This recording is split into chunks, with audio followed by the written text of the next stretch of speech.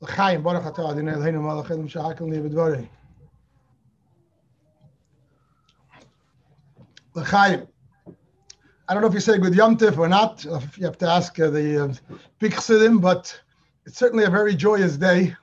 The Rebbe referred to Beis Nissen as Yom Achtaros and Siderenu. That is obviously joyous.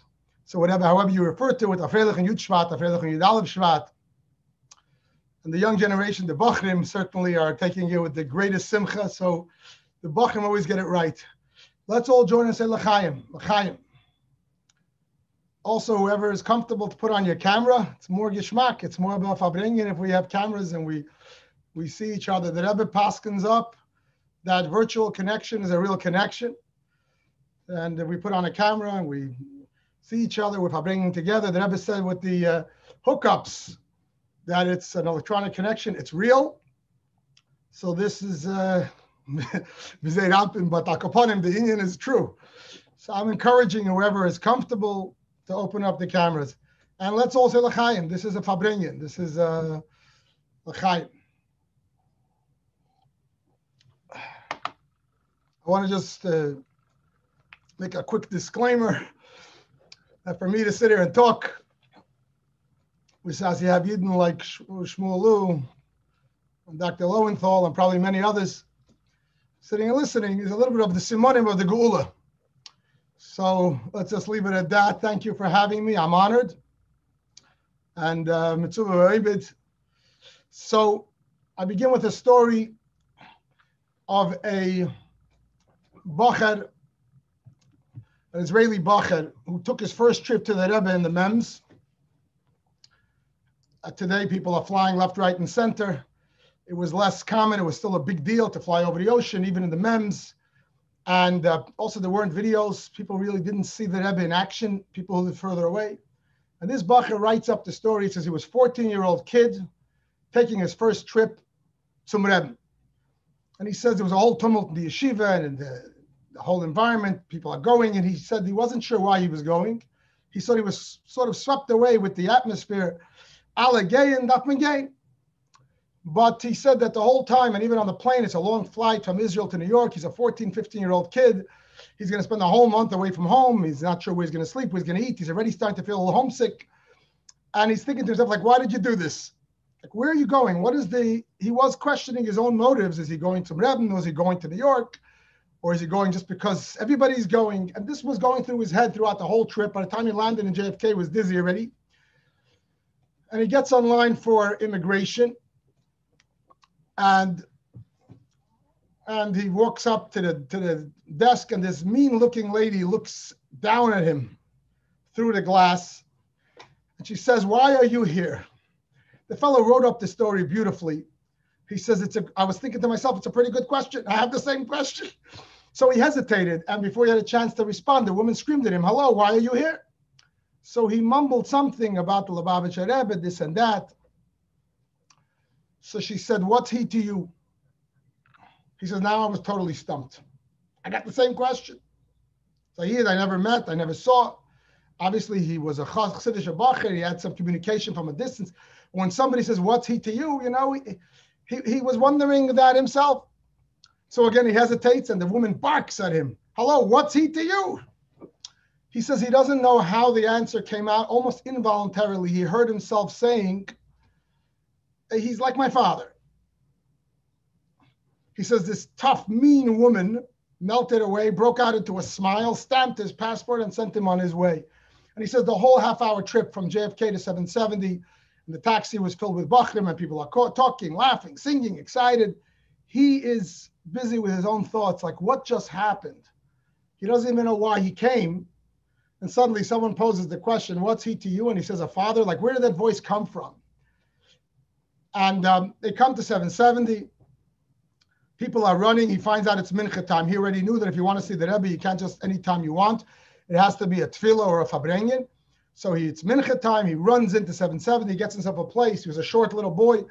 So he gets himself a place by the shvil as the Rebbe will walk by, able to see the Rebbe. The Rebbe walks in very quickly from the back of the shul. He makes the shechayonu as he was taught to do as a Chassidish Bacher, first time he saw the Rebbe. And the Rebbe walks really quickly from the back of the shul. comes to his place somewhere halfway or whatever, stops in front of him, pulls out a handful of coins, doesn't like what he finds, puts another handful, takes an Israeli shekel, gives it to the boy, and tells him, Varfarein in Pushka, and walks all the way to the front of the shul. And he wrote up the story, and he says, Hareba kanaoti b'shekel echad. He bought me with that 1 shekel. The beauty of the story, the idea that the Rebbe is truly a father of every chassid, which by extension is every yid, is a reality. This is a neshama klolis, however you want to teach it. I mean, the Rebbe says it's kipshute. The Rebbe says that even more so than it says by a Rav Talmud, the Melamed is ben chaveri Torah ki'ilu yolde. If you teach someone Torah ki'ilu yolde, it's as if. The Rebbe says a Rebbe and a chassid is yolde mamish. This is printed in Igros Kodesh in more than one place. This is not just chassidish hergish. Chassidim have. They want to say that Rebbe is unser tate. The Rebbe clearly states it very unequivocally, Yolde Mamish, however people want to explain it, either because this is the Neshama Klolos from which we all derive, all the Hashpayas come from Rebbe, Begashris and Baruchni, it's the Neshama Klolos of the whole day. Whatever the pshat is, but this is an emes. But the beauty is, who does the Rebbe give the shekel to? To the one that recognizes it and verbalizes it. So I think the first thing, Yitzvat, we're not trying to create the iskashus. We're not trying to invent the connection. The connection is real. We're just trying to come to the place where each of us screams, Miketa v'leiv ameg. This is mein tate, and means it. Each of us expresses internally and feels that this is real. This is not just the father of all the Yidden and all the Chassidim, but taka one-on-one, taka individual.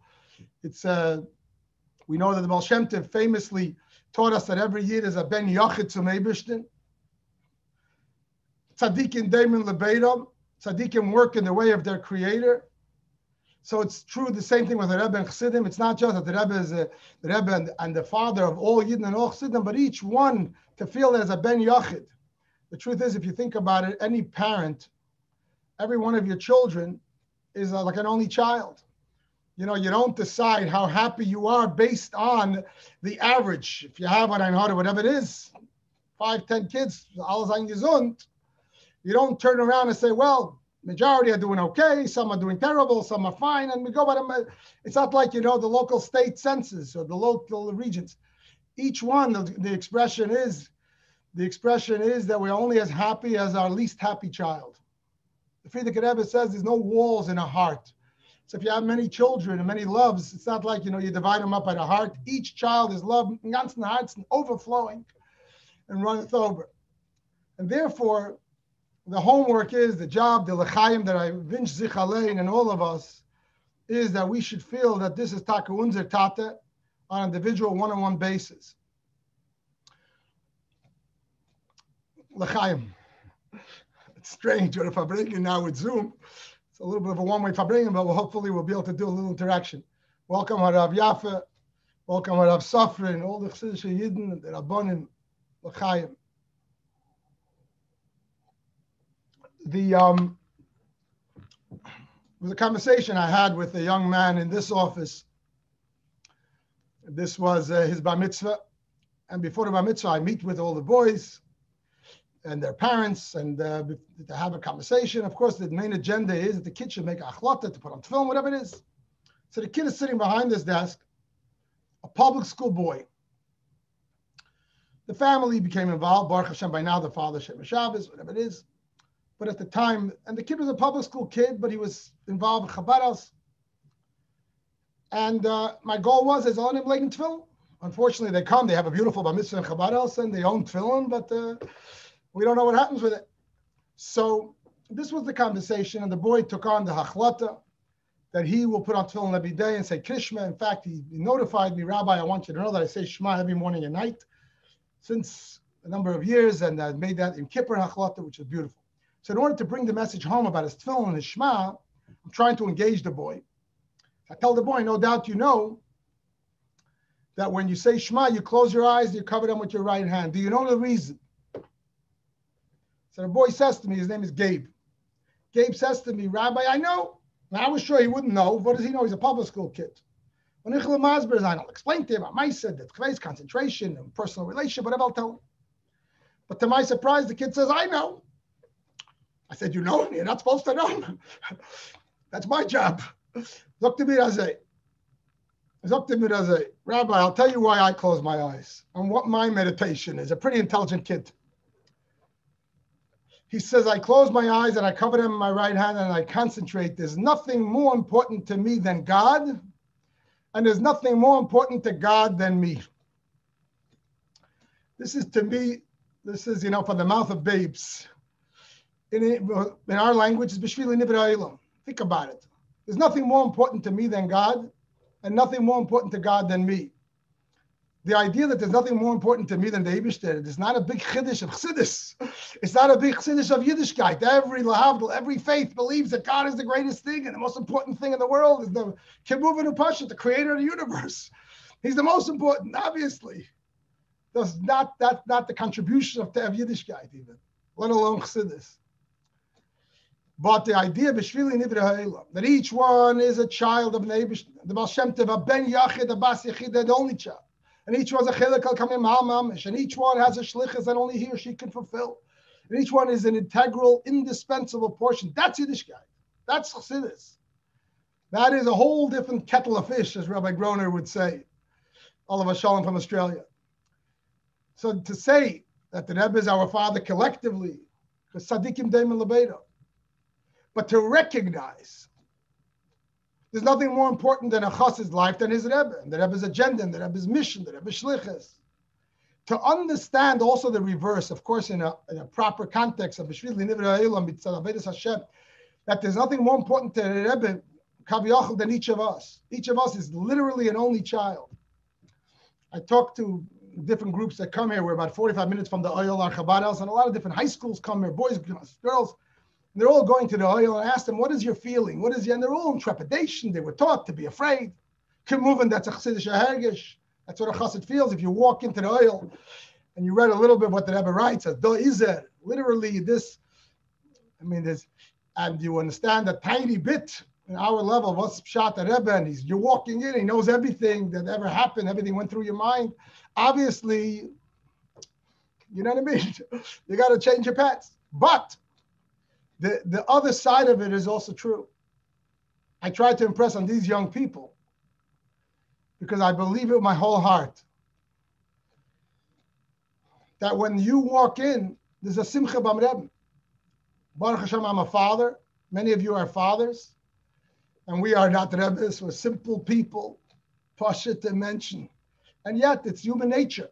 A kid kum tarayin, if my child, who I saw 20 minutes ago, would walk into the room right now, it probably would fill me with simcha, let alone if I didn't see him in a few months. A Yid Gates Rebbe. I'm talking to people who are overseas and they can't come right now with COVID. But it's no different for the Rebbe, whether you're coming or you're riding a pan and suddenly get over. And the Mitzvah will come, we'll see the Rebbe, Bamoyel, see the Beini Basar. But the reality is that any communication from a chassid zum Rebbe, if we take a moment to be misbeinen that this is our father and you are a ben yachid, this is real. This is nothing more important to him than you at that moment. And the Rebbe writes it even stronger. The Rebbe writes in the first years of the Nesiyas that the Rebbe Trachweg full time taking care of each one of the chassidim and pashut in a simple way, watching, taking care of them, helping them. The Rebbe says in the Sichas of Tafshin Chaf Aleph of Yud Shvat that the idea that the Rabbeim were there like a moeder nevuchim shebedoir. The Rebbe did so many things. Melech, Arav, all the different functions, kaviyachal, that the little bit that we understand.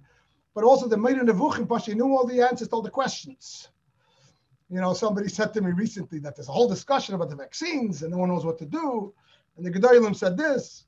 And this fellow was a Fruma Yid, not a Lubavitcher, one of my Balabatim. And I didn't say anything. And he said, what would the Rebbe say? Of course, I don't know, so I didn't say. But the point being that, everyone understood that when the Rebbe gave an opinion in Mila de Alma and worldly things, this was authoritative. The Rebbe says in the Fabringen of Yud Shvat Tafshin Chaf Aleph, an expression, I don't know if I understood it correctly, that the Rabbeim, the Nesiya Yisrael, are Meiser Nefesh. It's a Mesiris Nefesh, a self-sacrifice to be a Moeder Nevuchim, to take care and to know and to be involved in the trouble and the answers of each individual and of the day in general. However you want to learn Pshat, to me it meant that, this is a Rebbe. He's living in a different place. Moshe Rabbeinu said, "Ma'ayin li basar." How do I get to bring basar? The Alter Rebbe explains in the Kutatayra, right? How can I bring basar? Not that Moshe Rabbeinu chas v'shalom doubted for a second, but as the Alter Rebbe explains, "Ma'ayin li basar." Moshe comes to the madrega of ayin, from the level of the Neshama Atzilus and everything. How could he be mashpia basar? And then he needed to ayin skein him, and they were able to bring it down. And here you have a Rebbe, you have a Moshe Rabbeinu Shabbat, which in every generation there is and there was, but Chassidus Atuv Getan. The Rebbe is nicht el and Chassidus is nicht el. They broke that barrier. It's almost like a new Matan Torah, breaking the barrier from the Elyon to the Tachton, from the Rebbe and Chassidim. And suddenly the Rebbe is involved with the Chassidim. Perhaps that's the pshat in what the Rebbe is saying, meaning that he's involved as a Mirin Nevuchim, all their problems, all their issues, and this. So the point being to understand and to take it personal and to say that today when we sit and say L'chaim, the Rebbe knows of each yachid and each individual and is empowering them and connecting them, and to know, back to the original Abba story of that boy, we don't have to create this Skashus. Skashus is not something that we could create. The Skashus means that Rebbe is connected to Chassidim. This is God's creation. What we need to do is be megaler or be kalim for it. The famous Yechidus that Rab Shmuel Lu had, maybe he'll share it with us at some point, that he asked the Rebbe, right, I think by Fabrengen, Yubes Talmud or Shvat, that maybe at some point you'll give me a break, Rab Shmuel, and you'll share the details, but I've told it over many times. I would love to hear the accurate story. But the general gist of it was that he said L'chaim zum Rebbe for Yechidus, and apparently the Rebbe responded by that Fabrengen, which he took almost as a Nevi'is, as a Ruach HaKodesh, that his kashrus is from the Rebbe to the Chassid. The Chassid doesn't have to create it. We don't know how to connect to a Neshama Atzilus. We don't know how to connect to anybody. That is the Rebbe's doing. But as the Rebbe told him that you have to make tzinatis, you have to be a vessel, which is to do what the Rebbe wants and follow the Rebbe's program. I'm going to let him fill in the details at any time that he would like to chime in. But this is a real thing, and we're empowered to personally connect. And I want you to know that what moves me a lot as a shliach, that I'm dealing with the chutzah. I'm dealing with Yidden who, before we came, didn't know that there's a Rebbe, that there's Torah Mitzvahs, there's a Shulchan Aruch. And these Yidden gravitate some Rebbe. I mean, we're close to the oil. That's, I guess, one of our benefits. We're about 45 minutes from the oil. People migrate, they run into the oil. I take people usually the first time when they have an issue, and then they send me pictures with their wife, with the kids, on their own. And it's amazing to hear what comes out of their mouths. A Yid by us who went with me to the oil a few years ago, he had a serious problem in Parnassa. He was living in a high pollutant type of life, and then when something shifts, it's a big tzara. We went over to the oil. I took him for the first time. I explained to him. The guy was beside himself. Needless to say, I mean, he went in ganzen Herzen, as the Rebbe writes, if you go in ganzen Herzen, you get answers. And the whole thing turned around, bin Laila. And so Yid, it wasn't yet Shemesh Shabbos. He just bought his tefillin maybe a year prior, 2 years prior, and he's going to oil with his to ask for brach parnas. About a month or two later, I get a picture on my phone, him, his wife, and the 2 kids by the oil. So I call him up. Blaine, what are you doing there? Like, what happened? He says, Rabbi, I told you it's our 18th wedding anniversary. So we went out to eat dinner. So we decided on the way, we have to stop by the oil. Because when they go in, I always explain to them, you know, my attitude is say less. They don't need me as a middleman, chas v'shalom. But just explain to them, the only thing I tell them is, look, this is not that it's just a tzaddik. This is the Nasi Hadar. This is your central neshama klalas. You're going to your Rebbe as short as possible. They should understand what the concept is. And very often they'll walk out and they'll say, wow, this is crazy. This is freaky. This is unbelievable. I could stand there all day. I'm talking about normal people. So he sends me this picture. He says, Rabbi, what do you mean why I went? It's our anniversary. You forgot? We stopped by our father. We stopped to take a picture by Papa. This is a Yid. I'm not sure where the restaurant they went and who's Ashgacha, if it's Punkte Bedatz or if it's Chassidische Schchite or not. But they understood, Milosh and Hamata, but they understood that they have to go to Rebbe. You see it from the Chutzah in a strong way. So couple of years ago, I was invited by Rabbi Yisrael Deren, Stark, to give a talk. It was Gimel Tammuz time at his Chabad house in Stamford. He just finished then building the big building, and it was a big deal. And he said, please come. And it's a little closer than London. So I said, no problem. However, it was a nighttime event. It's about a 2-hour ride from here. Send me a car. I was afraid to drive at night back or whatever. I could say a little l'chaim. Send me a car. He said, no problem. And it was a very busy time in my life at the time. I didn't have a chance really to prepare what I'm going to talk about. So I took a few notes with me that I had done at previous events. I put it into a file. And I got into the back of the car. He sent me a beautiful driver with a nice unmarked black car. It felt really important. I got to sit in the back car. And very good. I have 2 hours to collect my thoughts and write my notes. It's not going to be an issue. And what am I going to talk about? It's Erev Gimel Tammuz. And we have a Rebbe, Leoz of Tzemarisei, etc., all the things that Rebbe told us. And taking straight from the Medrash, the story of Moshe Rabbeinu, the first Nasi, the first Rebbe, of how he ran after the sheep.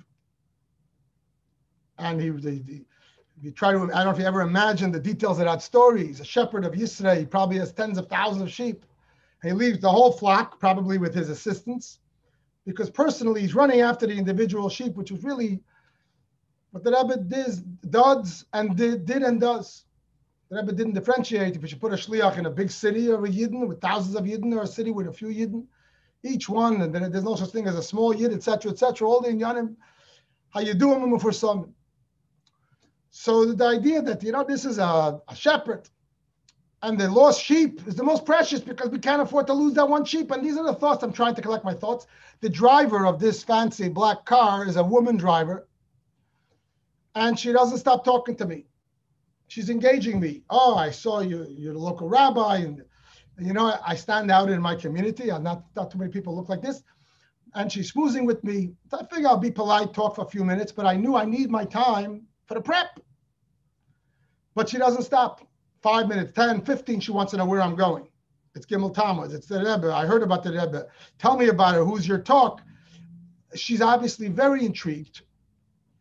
And she's blessed with the Tisha Kabin. And it's going on and on. We're now 10, 15, 20 minutes into the ride. I'm thinking to myself, hello, lady, you didn't get the memo. Hello. I'm sitting in the back seat of an unmarked black car, which means that you're the chauffeur. And you drive and let me mind my own business so I can do my work. We're driving maybe a half hour. We get ready to the bridge.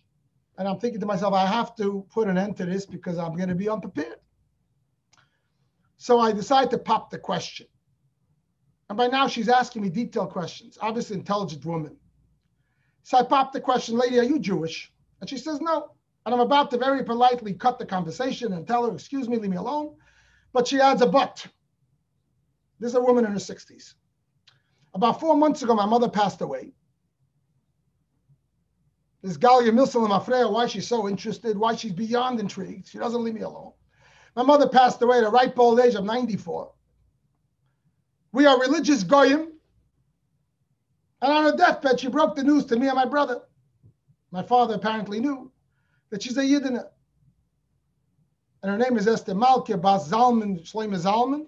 She has a Jewish burial plot on the Jackie Robinson Parkway. And she needs to be buried there. And she wants us to know that she's a Jew. So she tells me I'm a religious guy, whatever. But my mother was a Jew. So now she got my attention. I said, hello, ma'am, you want to know what this whole thing is about? It's about you. I mean, it hit me like a thunderbolt, the Hashgacha Pratis, and I repeat the story over and over and over. The Hashgacha Pratis, here it is, at a Rebbe was Erev or Matzah Gimel Tammuz. And what is the Chassid thinking about? What are we thinking about? This is, at the time, maybe 10 years post Gimel Tammuz. And Leozav Tzemarisei, and he's finding every Yid, and he's uplifting the Chassidim, and more secular Yidden, Kabiyachol, so to speak, are being miskashet to Rebbe, to Yiddishkeit, and Teda Mitzvahs and Chassidus. It's beyond miraculous. Nobody, I don't think, imagined it even amongst us. And suddenly here I'm going to talk about this topic. These are the thoughts that I'm trying to collect in the back of the car. And this woman is the sheep.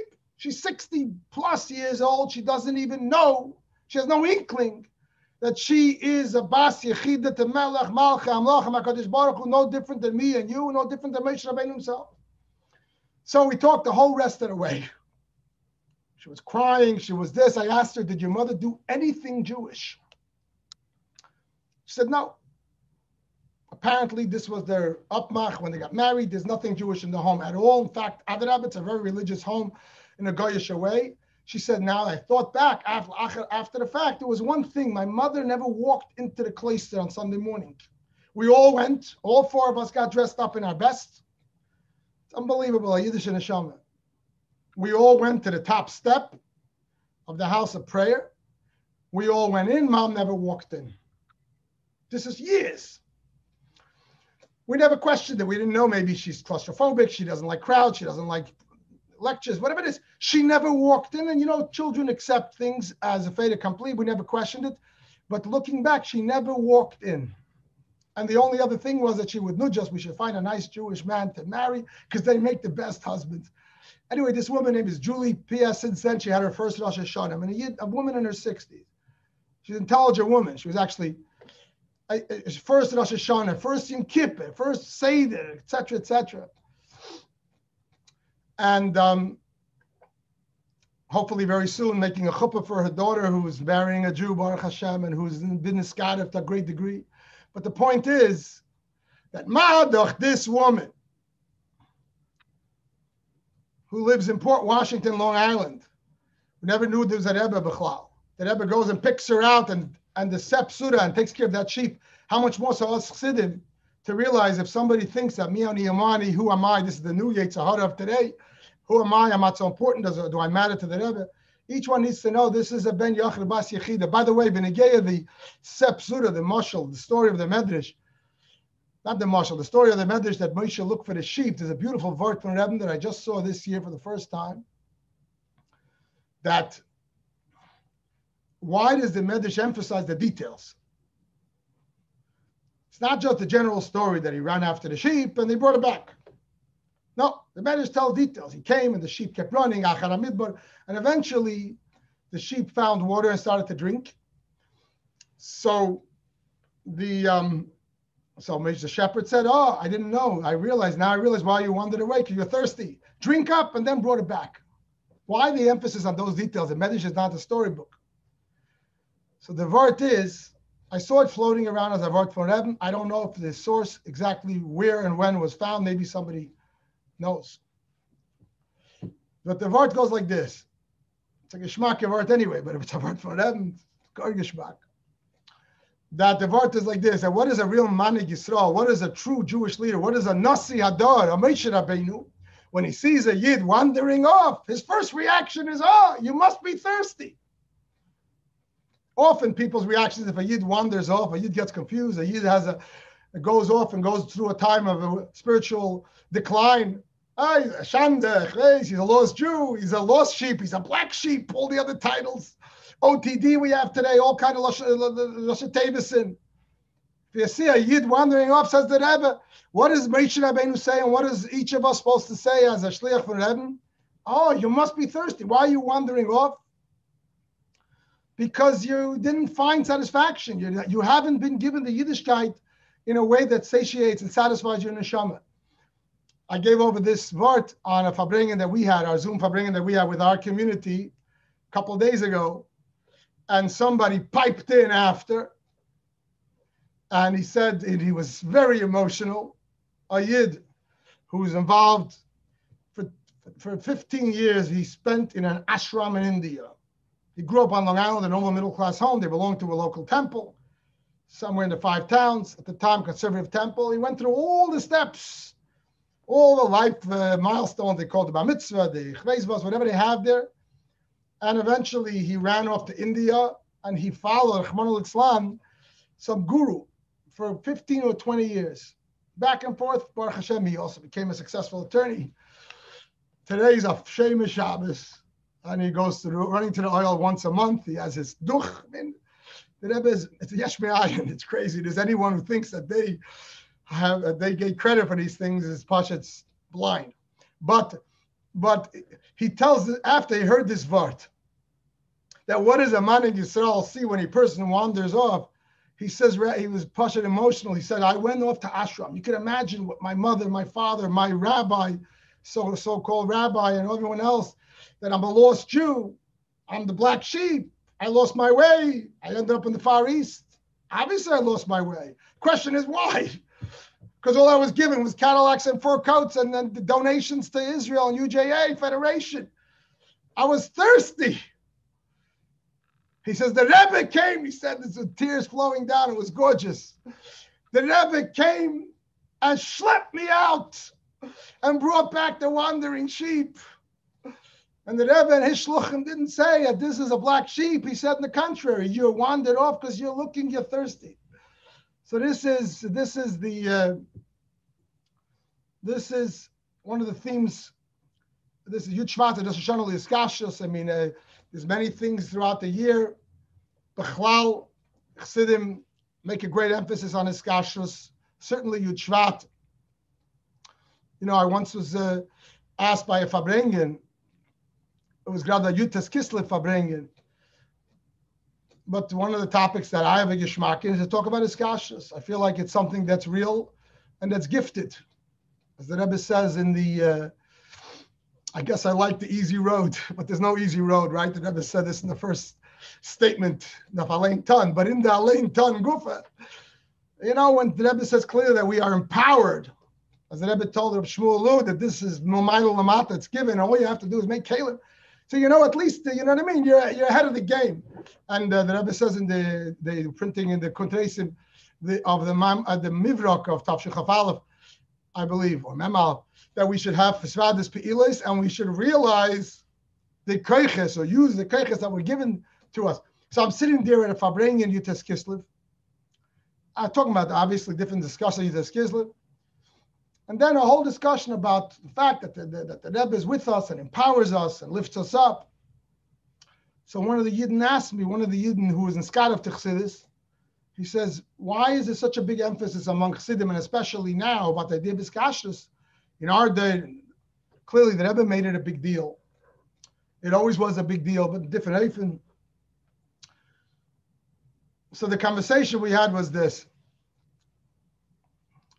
that, and then I'm going to pause and say L'chaim and invite some others to share thoughts. So the conversation we had was this. It was one of those things when, you know, a question is presented to you and somehow you feel like the answer comes out right, so you repeat it. This was a Yid who's very into Tanya. He was in Skadav Chassidus, good old-fashioned Tanya. And here we're sitting by a Fabrengen, and the conversation was revolving a lot about the fact that we have a Rebbe, etc. So I said to the Yid like this, it's well known that in Tanya, the Alter Rebbe wrote the second chelik of Tanya first, or he was planning to write it as the first chelik, I don't know exactly, but it's a whole discussion. I always joke with my people, if it's a Jewish thing, it has to be backwards and forwards. This is the first chelik of Tanya, Likutei Amarim, but really he originally planned to write Shara Yichud first, maybe he did write it first, and there's hints to it in the Sefer itself, that came first, K'moshe Yizboy, etc. So it's clear that he wrote Shara Yichud first, or whatever, and then in fact, it was later put second. So what is the discussion? So I share with him a thought that I heard from Chassidim and whatever, that basically, what should be first, the most important thing? What is Likutei Amarim about? And what is Shara Yichud? Shara Yichud Vadei Bishter. Likutei Amarim is about us. In plain English, it's a self-help book. It talks about us and all our flaws and everything else, and tells us, you have an neshama, chelik al kamim ma'al mamish, and you have an ability to win the battle. It's all about us. So what's more important? There's no question that the Eibishter is more important. I mean, that's the whole purpose of that's the whole story. So Shara Yichud goes first. But then after you write Shara Yichud, if you're presenting it to the Gavre, it's like a Gavre Chefza situation, present it to the human beings involved, it's all wonderful. But how does that relate to me, that the Eibishter is great? Fadem is da lekutei amarim. For that, you have a whole lekutei amarim which says, I know you have a nefesh abamis, and he adam atzmai, and that's who you are, and that's your operating system, that's what you relate to. But you should know right in the beginning of Tanya, and as early on as he can, that he puts it up there right away in Perek Beis after the introduction, that you have a chilek like hamimal mamish, it's a piece of elikus. So you're wondering why Tanya is important and why Chassid is important and why the next chilek of Tanya is important, which is going to teach you that ain't mavad hashgacha pratis and everything else, and the creation every moment is havas b'chol rega v'rega and all of the good stuff, which is obviously the centrality of all of Yiddishkeit, all of Chassidus. But as a preamble, so to speak, to prepare you as a person, I want you to know that that's your Eibishter. And there's a piece of him in you. There's literally a piece of Elikus in you. That's really your essence. You turn around, you look at me. What? I haven't felt it. I don't know what you're talking about. My essence is, you know what I mean? A good piece of Gashmias. So then Perek Beis continues and says, there's something called Rish B'nai Yisrael. That's the head. Then there's the body. We might be the feet. So what? The feet are still part of the person. The feet don't feel necessarily. They feel a little bit, but they don't know what's flying. They have no clue what's going on. But that's not so bad as long as they're connected to the head. So therefore, the conversation about the Rebbe, the conversation to celebrate Rosh Hashanah Iskashus is key, not just for Iskashus, not that Iskashus is a just, it's not a just. Now it's the air that we breathe. But at the same time, the Rebbe is demanding our Aved and everything else, and it's hand in hand, it's two sides of the same coin.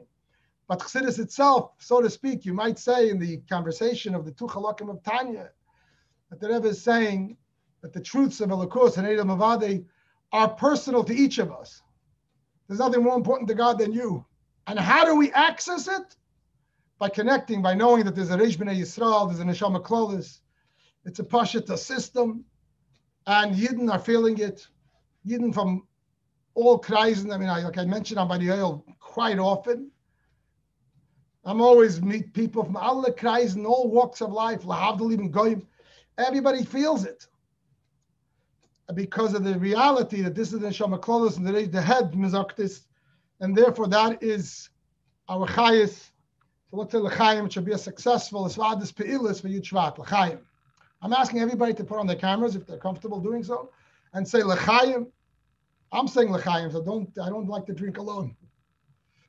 L'chaim.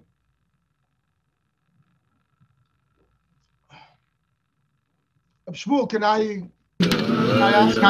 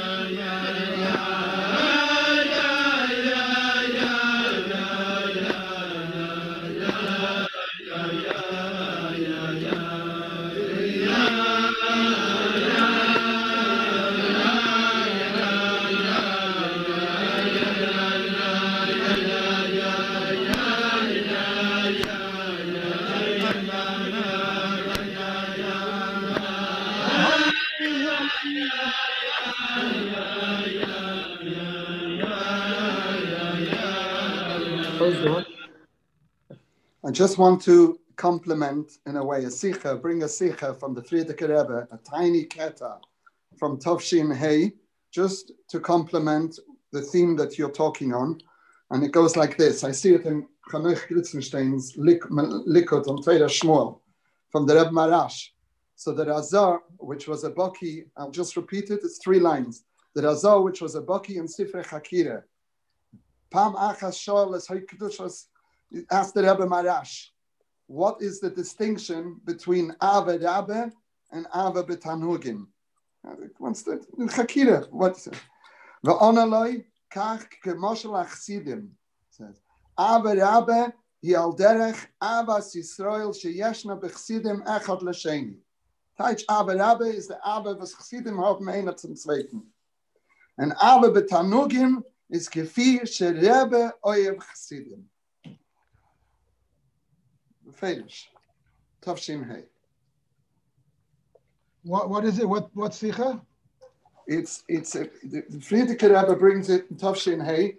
I only have it from the Likud that Chanoch Glitzenstein brings from a Likud called Torah Shmuel from the Rebbe Marash, and it's on page 156. It's a sikha from the Frierdiker Rebbe from Tavshin Hey. You know, it says when? It's going to be in Sefer. It says it just says Tavshin Hey, Amud Tzadik Gimel. So it doesn't give a date. Craziness. I also want to give Maramokim a Yeres HaKedesh, Igris Kedesh from Rabbi Michael Gimel, Igris Tavshin Yud Tes is one of the places where it says Yolde Mamish. And somebody posted, I assume it was you, Rabbi Itzinger, privately to me, you could post it publicly, that the Vart from Rebbe, right? The Vart about the shepherd is Shvuas Tavshin Mem, yes? I passed on the information from somebody that gave it to me. So it was one of the Mishtatfim in the Fabrengen asked me to tell it to you. Shmuel, can I ask you say a few words? Also be easier for me. Ich sitz da, and Diane Raskin is here, and my friend Avremi. when ich darshan, I have no problem because I had a little l'chaim, so it's no problem. You know what I mean? And they're paying me, so I got to make a living. You do it. But it will make my heart a bissel gringa if you say a word, if I'm not the only medaber. Plus, I opened up the tziner to something that I heard in your name. Is Rabbi Lou still here? He's off? Okay. He had another commitment for a short while, so it looks like he's gone away now. Okay, but he'll be back. So I'm going to share something something related. But if somebody would like to share, please, you know what I mean? I don't know how it works. You have to. I see Rabbi Safran on the group. I don't know him personally, but I saw him fabring by the shluchim. I was quite inspired by his talk, and I want to connect to that. You spoke various things, but the idea that the Rebbe takes care, this is a mishugan of art. I have to digest that the Ava for Rebbe Tachsidim is Ava Betanugim. But Rabbi Safran was telling over when it came, there was a long fabringen, behemshich to the Kinnis HaShluchim, I think, the mega fabringen, the filibuster fabringen. It started in Australia and ended up going on for a week. So he shared a couple of personal things. You know, when you're our age, he's not much older than I am. There were very few personal things. You know, there wasn't Yechidus, it was different. So he shared that one of the things was that when he was a bacher, he hung around J.J. Hecht. He hung around J.J. Hecht's mishpacha, I think, in Irvine, and also Beryl Muchkin in camp. When I was in camp, Tufshin Mem Beis as a counselor, you were then with Charlie Turner and the other guys in the back office. You were the guys who had pickles on Friday night. So, and they ran the camp, and this was the thing. So he said that when he got married, he was looking for a shlichus. So he figured it's either going to be work for Beryl Muchkin, or it's going to be J.J. Hecht, or it's going to be Irvine, California, J.J. Hecht's son-in-law. And he wrote some Rebbe these three options, and the Rebbe Psibaisis made a big check across the whole thing, negating all of it, and underlined the little thing at the bottom that maybe should go back home. And Vaisesi took over the city, and the rest is history. So it's a little story, but it's a life-changing thing. I mean, I thought of it because I had a similar thing. Also, one of the very few personal things, one-on-one, you know what I mean? We grew up in a time where one-on-one was even grub. Like, who wants one-on-one? We're part of the Chassidim. We don't have one-on-one. We used to laugh that we're not jealous of our elders who had Yechidus. Now, boy, are we. But then it wasn't, the Chassidish thing was, you know what I mean? Where Yechidus is the Fabrengen, which obviously it's true. And we weren't looking for the one-on-one. But I had a similar thing myself, which I'm going to share. And it hit me because of that. It hit me what you said. And I meditated a little bit. I know all these players. They're all Chassidish Yidden, Beryl Muchkin, J.J. Hecht, Shalom, Alzai Geshet, Irvine. Didn't take me a lot of his butterness to think. From what I understand, what you've accomplished over there, I just saw pictures of you with the Queen, at one point. Obviously, you gemacht a kibush for Rebbe. Vis-a-vis, if you would end up by one of those three wonderful meisters, I think the story would have been different. And Lubavitcher Rebbe changed the course of a life of you and your family and your kehila and your extended family, Mistama, and your parents with one stroke of a pen. It takes a little wisdom to realize, especially a father, he's taking care of his kids. I mean, so it hit me very hard. It was the same, a little bit after that, they came out with the videos, Yudal Kislev from Jen, and the guys are talking about how the Rebbe took care of them. It's a mitzvah to see these things. You know, these guys who the Rebbe Pashat paid, the Rebbe Tzvi Abba Lerman al Vashalm, the Rebbe gave him $500 to buy clothing, another $500 for the collar, to buy a ring. I mean, the Rebbe told the guy where to go on the date, what to talk about on the date. They Pashat, Kipshut, all the details. I'm not going to go into the details, but it's beyond crazy. I watched it, you know what I mean? It was a whole bunch of you like them that they interviewed. And then you think about it, if you give it thought, he never did the same thing with us. But he did it with a stroke of a pen. So Lubavitch, instead of being 100 families, it was 10,000 families, on another, whatever the numbers were. So they never did it with a stroke of a pen. He changed the course of your life. And I'm sure every person can tell a story. And it made me think back and have a hitter tshuva. You know what I mean? Of how things would have been different by me. But then I thought about it. It's no different now. I mean, we could write books. I always tell people I can publish a book of stories from the oil, myself and my kehillah. I'm not writing a book because Atat Kumt Mashiach, and we don't need books about the oil.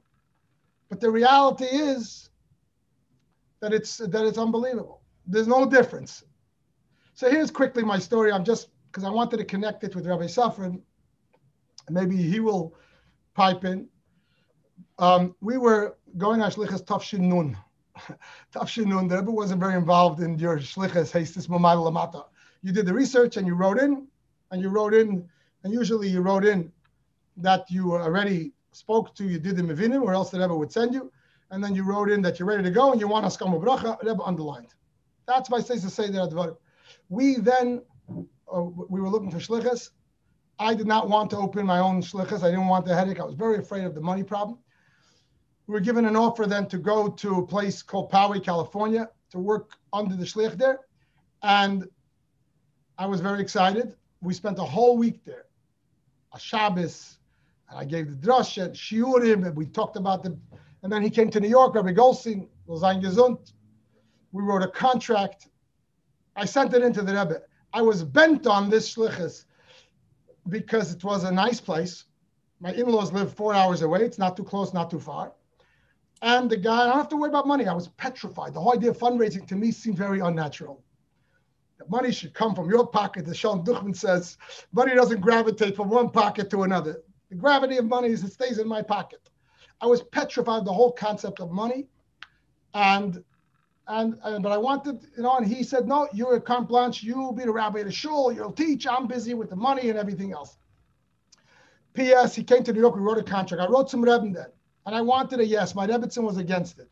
My wife, God bless her, she was against it. She said, we have to go on our own. We don't need this. But I was afraid. And she said, okay, if that's what you want, I'm going to follow you.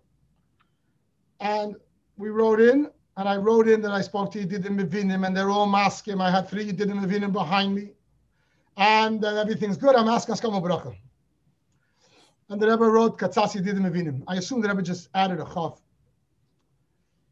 And Rabbi Groner Alav Shalom told me that it was pretty unusual at that stage to get such an answer, because I already wrote it. All you have to do is underline. And the idiot that I was so worried about my shlichus and about paying my bills and surviving that I already tried to touch it that the Rebbe is giving me an approval. But I have no choice. The Rebbe said, I have to go back. So I went back to Didim Avinim. 2 out of 3 said the Rebbe is clearly telling you, open your own shlichus. You're afraid of it. Get past it. And looking back, it was a great bracha in many, many, many ways. With a stroke of a pen. When we wrote about this place, we didn't even have a skama from the shluchim. We just had a general skama from Rabbi Teldin, and there's a local shliach from Yossi Gazinski, who was in North Shore, and we had to go to Tzach. So I just wrote in that all 3 powers that be are masking with the Hatzah. We're looking into it. We weren't sure that we're taking it because this was a dinky place, a very small, there's not a lot going on here. I always say, if I knew what this town was like, I would never come, and thank God I didn't, because in a lot of ways, our niche is very clear. We're the only Orthodox place in town, and Baruch Hashem, there's quite a number of Yidden, but we were not running. And we just wrote in, Hatzah, should we explore it? The Rebbe wrote L'Kabel Hatzah. Again, I don't know exactly what the Rebbe added in this. L'Kabel Hatzah, Askel Tzin. And again, the master told me that was fairly unusual. So I'm just sharing it more than telling a personal story. It's, but by Chesed Shavabrengen, on such a day, we sit around, we realize Taka taking care of us, each of us, no different than it was. L'chaim Rabbi Safar, and thank you for inspiring me and so many others with that story. L'chaim. L'chaim. Can I add something, Reb Sholem? Please. First of all, after that long from, I'm sitting here hoping just to be inspired, to listen. We talk all the time, and it's time for someone else to talk. And sometimes we have 2 ears. You're supposed to listen twice as much as you hear, as you speak. I'm a therapist as well, so I'm being taught that from necessary. But after that Farbrengen, I actually said, I think as a hachonis that Farbrengen is really not my thing amongst Hanash. I do it with our own people. That's what we have to do. And I had a few comments afterwards, and somebody told me, why are you holding back? You should actually Farbrengen.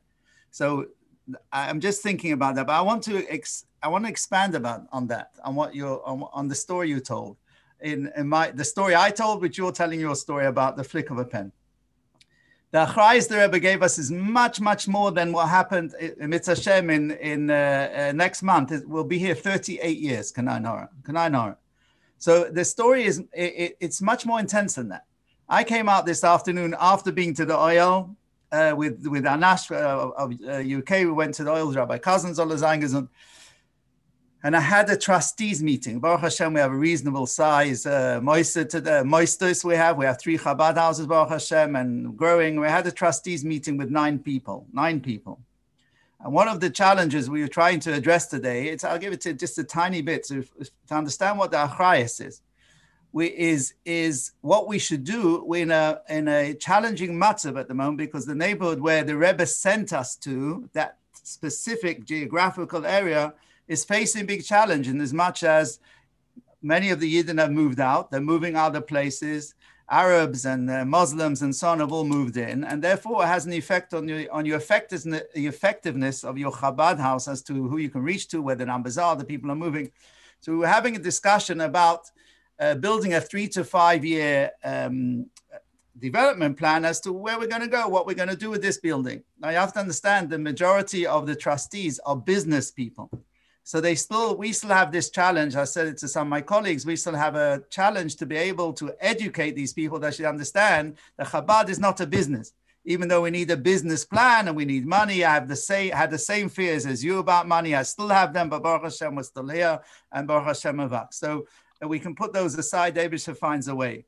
But some of them still treat it as a business. If it doesn't make financial sense here, sell your building and move it someplace else, or put the funds into a different part of the moisture and so on, which I'm not against in principle, but they understand you don't need to be there, move the whole moisture someplace else. Now, me deep down, the Rebbe was very specific. The Rebbe was very specific where to go to. The Rebbe said Ilford Kadima, which is the name of the area. And this is the area they're talking about. Let's clean it up. Let's move out. Maybe we should go someplace else and so on. And this is in my mind. I'm trying to sell it to them. And I believe that this is the achrayus the Rebbe gave us, because we can't today. Yes, of course, you've got the oil and we've got Igris and so on, but we don't get that stroke of the pen, which is so easy. And the Rebbe said, go and everything's going to be okay, because now the Rebbe has given us that responsibility ourselves, that we have to make those decisions. But what are those decisions based on? Those decisions have to be based on that which we have been taught, which the Rebbe taught us, Chassidim taught us. I had various other times, I'll tell you 2 elder Chassidim. One is no longer here, Noila Me'emes, another in the leadership of Lubavitch UK years back. And I had some challenges earlier on in my shlichus, and I was actually thinking of leaving the country. And I went to discuss it with one of them, and he says, was machst du narish? Don't be ridiculous. You have to stay where you are. The other one said, because I was thinking maybe I should move to a different neighborhood. But I said, the Rebbe said to me that Ilford Kadima, Ilford is the place. So he said, okay, it means Ilford, you're not moving a million miles away. It's in the Arum. So even in terms of going to Mashpiyim, and even in terms of asking other people, they don't always have a straightforward answer. We lived through a period where, Baruch Hashem, we were very fortunate, very lucky. We didn't realize how lucky we were. With a stroke of a pen, the Rebbe sorted out our whole life. But he left us with a challenge ultimately. When the Rebbe said, Katzas Shliach Halasa, the Rebbe always said that, Katzas Shliach Halasa, you have to make that judgment. The Rebbe wants us to make those judgments, but we have to remember to be connected, to know that we're making the judgments on the basis of the real deal. And the real deal is not what businessmen tell you that this is what you have to do. It has to be what we feel that this is the right assessment. So it's not something the Rebbe told me 38 years ago, Kanai Nahora, and that was it. It's how are we going to deal with it now? And not only that, but share it with younger shluchim, because my other shluchim that we have working here, none of them had the zechus of seeing the Rebbe. But Baruch Hashem, they got this energy, but they're amazing, amazing guys in themselves and families. And we have to share that with them as well, because maybe they would have this tinge of maybe it's all about finance and raising money and so on and so forth. So the achrayus that we have wasn't what the stroke of the pen then. I feel it now more today after this meeting than I perhaps felt it then, because then we want to ride. You just go with the ride. Now we have to face that reality of what Yud Shvat means, what the Gimel Tammuz means, and what the achrayus that the Rebbe gave us in terms of what am I going to do now with the practicality of the challenges that we have in that shlichus where the Rebbe gave us? We should have the koyach and the wherewithal to make the right decisions and that which the Rebbe wanted from us. L'chaim, l'chaim. L'chaim, l'chaim. L'chaim. By the way, on that vein, l'chaim. Eden is saying l'chaim, yes? We're saying l'chaim, everybody. L'chaim. And please put your camera on if you're comfortable. Yidden, Parchsidim, Rabbi Shway, my friend, L'chaim. I saw before the Rav of Manchester also L'chaim. I want to just mention, Stam in passing, that we once faced a very serious question. I don't know if it was as serious as the one you're facing right now. It was quite a serious question about a ma'aseh that wasn't working out. Should we close it? Should we fold it? And it was a big problem. And Shmuel Luz, as gesund, came and spent the Shabbos with us then, one long time. It was he still remembers, it was a freezing winter, it was snow. We lucky we made it for Shabbos. But anyway, on Shabbos afternoon, we had a little time. I expressed myself that I'm very worried about this whole thing. It was like shifting the whole Mace's direction. And he looked at me like I'm crazy. He said, you never heard the sikha of, I'm messing up the dates. I think it's the end of the Shleishim. I think it's the end of the Shleishim of the Rebbetzin. So it's either Chaf Aleph Adar. There's two sikhas. Maybe somebody can help me. I think it's one sikha, two sikhas where the Rebbe spoke about the idea that you should get the three opinions of Rabbonim, of Askanim if it's involved in Askanos, if it's Asel Charav, if it's Chsidish Reifim, Reifi Yedid, if it's medical, and to go by the majority, something like that. Very clear instructions. And that's where the answer comes through. I mean, we all know the sikha of the original sikha during the Sima Shiva, during the Shiva. But then there were two sikhas which I had not known. And they are on tape. I'm blanking out if it was the end of the Shleishim or the end of Sima Kaddish. Maybe someone could tell me on the chat. But there were two sikhas, one after the other, the night before and the night after, and both times the Rebbe reiterated, like the Rebbe said in their initial sikha, it's almost like, I understand you're not listening when I tell you this, but I'm telling it to you again. Are you listening? Hello? And basically the Rebbe said clearly that that this is the way the Rebbe gives his answers. So Shmuel doesn't know any chachmas. He looked at me like I'm off the wall. He said, did you get, you know what I mean? Whatever it is, three didim mevinim that fit the need of that particular thing.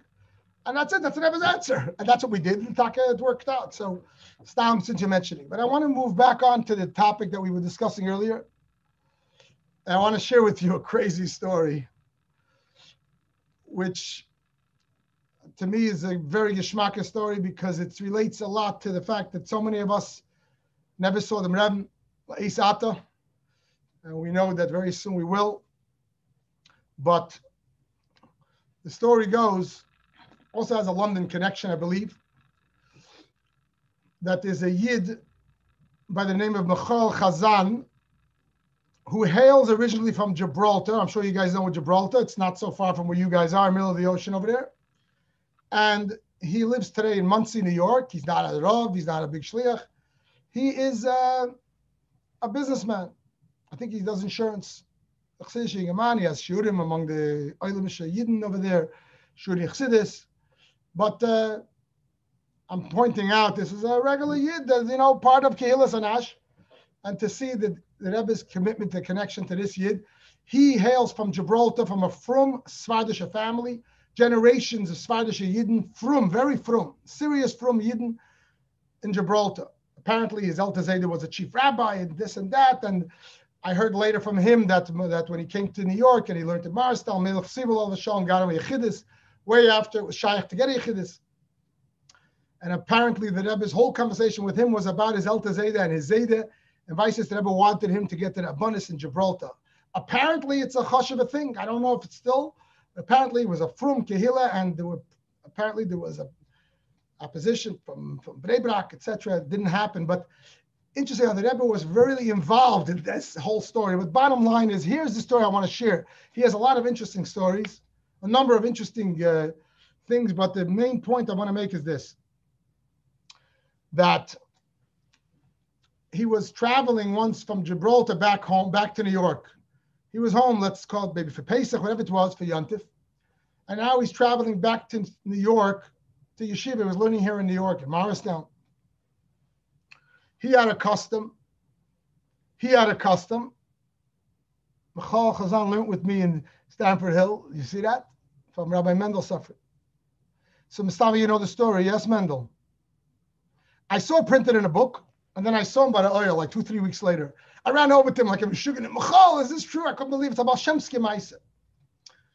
Today, post Gimel Tammuz, we have all Shemske Maisas for him. Valgen unter den Tisch. No one has time to pick him up. But this is, and he says every detail is true. He didn't know that it was printed in the book. So he says like this, that he was about to leave Gibraltar to come to New York with a stopover in London. Weiss his Keshet to Chabad started from London. I think he was learning with Shmuelu, Tanya, whatever. And there was a lot of opposition from his family that he became a Lubavitcher because they're Svardim, they're Frum, they're very proud of their heritage. Suddenly he has a black hat, Rabbeinu Tam changed the Nusach. Oh, it's a separate story, and the Rebbe helped him deal with that. But he's leaving Gibraltar to New York. His minute was he doesn't get onto a plane without a bracha from the Rebbe. I'm not going to say that everybody did that, but this was his shtick. So he calls up Maskiris, B'yom Klein, Shalom answered the phone. He says, this is Michal Chazan from Gibraltar. I'm asking a bracha. I want the Rebbe to know I'm getting on a flight from Gibraltar to New York via London. He lands in Gibraltar a few hours later. Again, he looks for a payphone. This is before phones that you have in your pocket. I guess you have to wait online or use quarters or whatever they did. And again, he calls Maskiris, B'yom Klein answers, and he says to B'yom Klein, this is Michal Chazan from Gibraltar. And he's about to ask for a bracha for the second leg of the trip. Rabbi Klein cuts him off. Are you the guy who called like 4 hours ago? He says, yeah, that was me. So he says, I have a message to you from the Rebbe. I went into the Rebbe's room. I had a pile of notes, and on the pile was your note that Michal Chazan asked a bracha. The Rebbe looks up at me and he says, Was macht die Schwester? How's his sister? So Michal is he's a Chassidish Bacher at the time, but we all have a Nefesh Abamis and a Yetzer Hara and a Suffolk Begematria Amalek. And he says, I'll be honest, I was thinking it must be a mistaken identity. It didn't fit. A Rebbe doesn't. It's a Rebbe, but my sister is a married Sephardic woman who lives in Gibraltar. She never met the Rebbe. She never wrote to the Rebbe, as far as I know. Like, what's this about? But he got such a response, so he tried to reach his sister. He couldn't reach her. He tried to reach his mother. Couldn't reach his mother. About a half hour later, he gets on the flight to New York. And he pretty much forgot the whole story. It was a long flight. He arrives in New York, comes to 770. His first stop is right away, walks into Maskiris, tells Rabbi Klein, my name is Michal Chazan. I just came from the trip, and I want you to put in a zettel that I arrived. He says, perfect. I'm about to go in with a pile of notes. I'll put your zettel on the pile. Not 5 minutes later, they're running around 770 looking for Chazan. Binyamin is looking for you. People who are old enough to remember know that, that if they're running around Binyamin Klein looking for you, you knew that something came out of the Rebbe's room. He's rushed to Maskiris, to Binyamin Klein. Rabbi Klein says, he looks upset at him almost. He says, I went into the Rebbe, he saw your note. And the Rebbe looked up and said, was macht die Schwester? I already asked, how's his sister doing? So it hit him like a thunderbolt that, hello, don't play around. Smell the roses. And he starts to call his sister, his mother. He finally catches his mother and he says, how is Esti? His mother says, I wasn't going to tell you because why should you sit and worry? But you're asking, I'm going to tell you that Esti needs a miracle. So what? What do you mean? What's going on? Everything was fine. He says, your sister was pregnant. She was in her 7th month. She gave birth early. The baby will be fine with the machines. She's fighting for her life. The bleeding, transfusions. We need a miracle. So he says, okay, I'm going to right away get a bracha from the Rebbe. And he went back in and he wrote a zettel and he got a bracha and he called home. The Svadish Yidden, strong emunah tzaddikim. And they were heartened by the bracha. And of course, the bracha came true and she recovered. And 2 weeks later, she's finally home, feeling a little better, out of the woods. And he calls up his sister. He hadn't spoken to her the whole time. And now she's strong enough to speak on the phone. calls her up, wish her mazel tov for the baby, mazel tov that you're alive. You know what I mean? Like a brother and a sister catching up for the whole thing. In passing, he mentions to her as the shmuzing, you know, you have a big zechut, Esti. The Rebbe asked about you twice. She had no idea. Somehow he didn't put two and two together. He hears suddenly his sister sobbing on the phone, sobbing uncontrollably. It took her 5 minutes to catch her breath, 5 minutes. And he's nervous because this is a woman who just came out of the hospital and out of ICU. Esti, relax, makara, everything okay? Take it easy, take a deep breath. She said, Michal, you're not going to believe it. How did the Rebbe know? She says, I don't know. He's a Rebbe. She says, I'll tell you. They're wheeling me in to ICU. You know that I'm far from a Chabadnik. I'm one of the people who made you crazy with your whole Chabad shtick. But they're wheeling me into ICU. I'm in and out of consciousness. I hear the doctor saying, we're losing her. I understood Chabadnik or not. I need a bracha from the Rebbe like right about now. So I turn to Ima, who's on the side of the stretcher, and I want to tell Ima, hello, maybe you get hold of Michal and get a bracha from the Lubavitcher Rebbe. So I start to talk. The voice doesn't come out. I'm too weak to speak. It's not audible. So I lay back down, but I hear what's going on. I'm in and out of consciousness. I hear the doctors. We're losing her, code red, everything else. I realize this is not funny. So I turn to Ima again. We need a bracha. Hello? There's no time to waste. And I start to talk. I'm too weak. And Ima says, shush, just relax. Whatever you need to tell me, you'll tell me tomorrow. Right now, just relax. You're too weak. It's too dangerous. What am I going to do? I hear what's going on. I'm not stupid. I lay down on the stretcher and I said to the Rebbe, it's a girl who never met the Rebbe.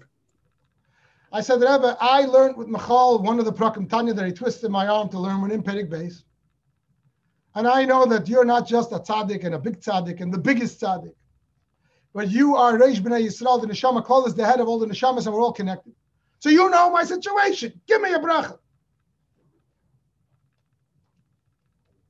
And of course he did. I love this story because of the fact this is a Nishta Lubavitcher. I don't know if she ever met the Rebbe after. I don't know. The story doesn't end that she became a big Lubavitcher. She became a shlucha. I don't know. Maybe Rabbi Mendel Sofrin can find out the details. But when people tell me, young generation people like us who didn't have Yechidus and feel like we didn't have the full treatment, or people, which is clearly Nefesh Habam is Yetzer Hara and it's Safek Gematria Amalek, and certainly the young generation who was born after Gimel Tammuz or Niskadev after Gimel Tammuz or came in families that were Niskadev after Gimel Tammuz. And the Yetzer Hara comes along and says, did the Rebbe know? Hezechaim.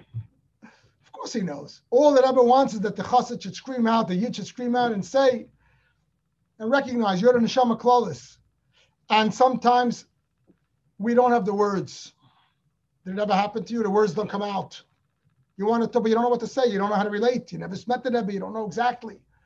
Zokman de Herzachayim, leave it up to the Rebbe. Haslach al Hashem Yehavcha, open up the channels.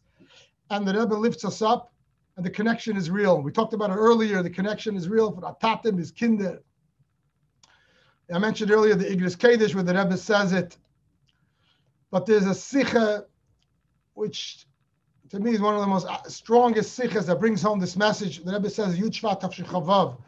The Rebbe speaks about Zare B'Chaim, Hu B'Chaim. There's many Yud Shvat Sikhas where the Rebbe says a similar theme, but each one is different. Hu B'Chaim because you know, it's Amunah Yira Av, his life is not the Gashmis or the Guf. But in that Sikha, the Rebbe takes it further in a different way.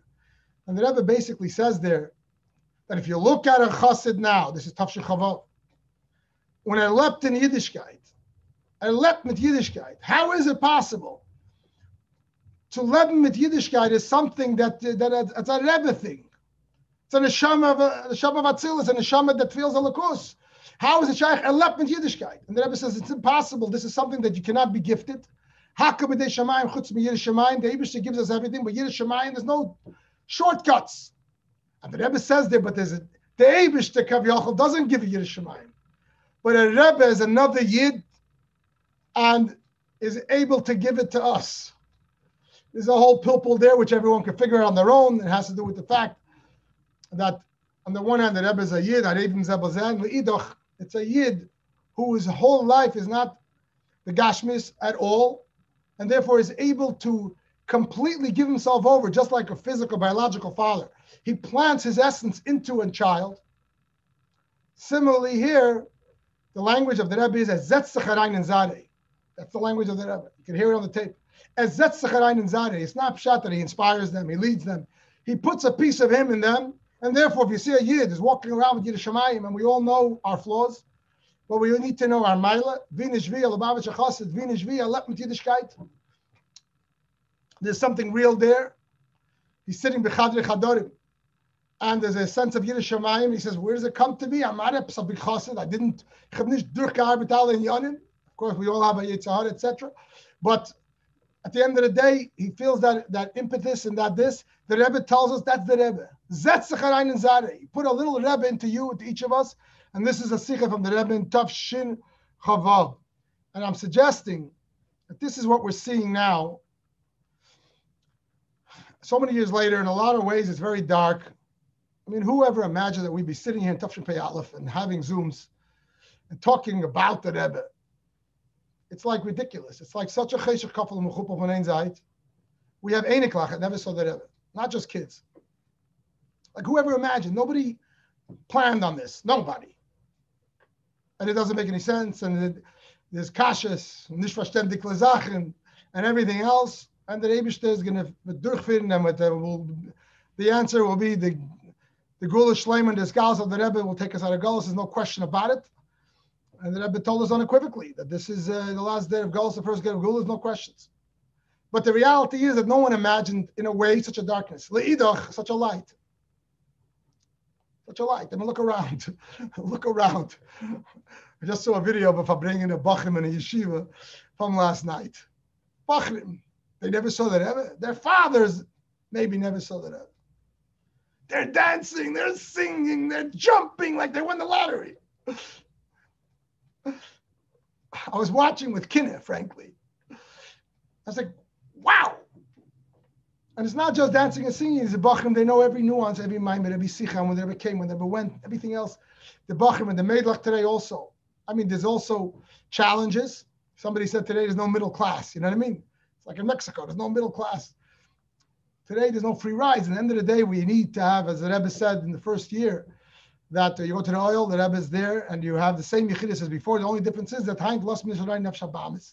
I don't want to emphasize that point too much because we're all healthy Nefesh Habamisin. But apparently, I guess it's a little more of a need to do our own Aveda, and which is the reality. It used to be we walked home for $1 and we said L'chaim, and we felt like, boom, we downloaded the Rebbe. We have it today.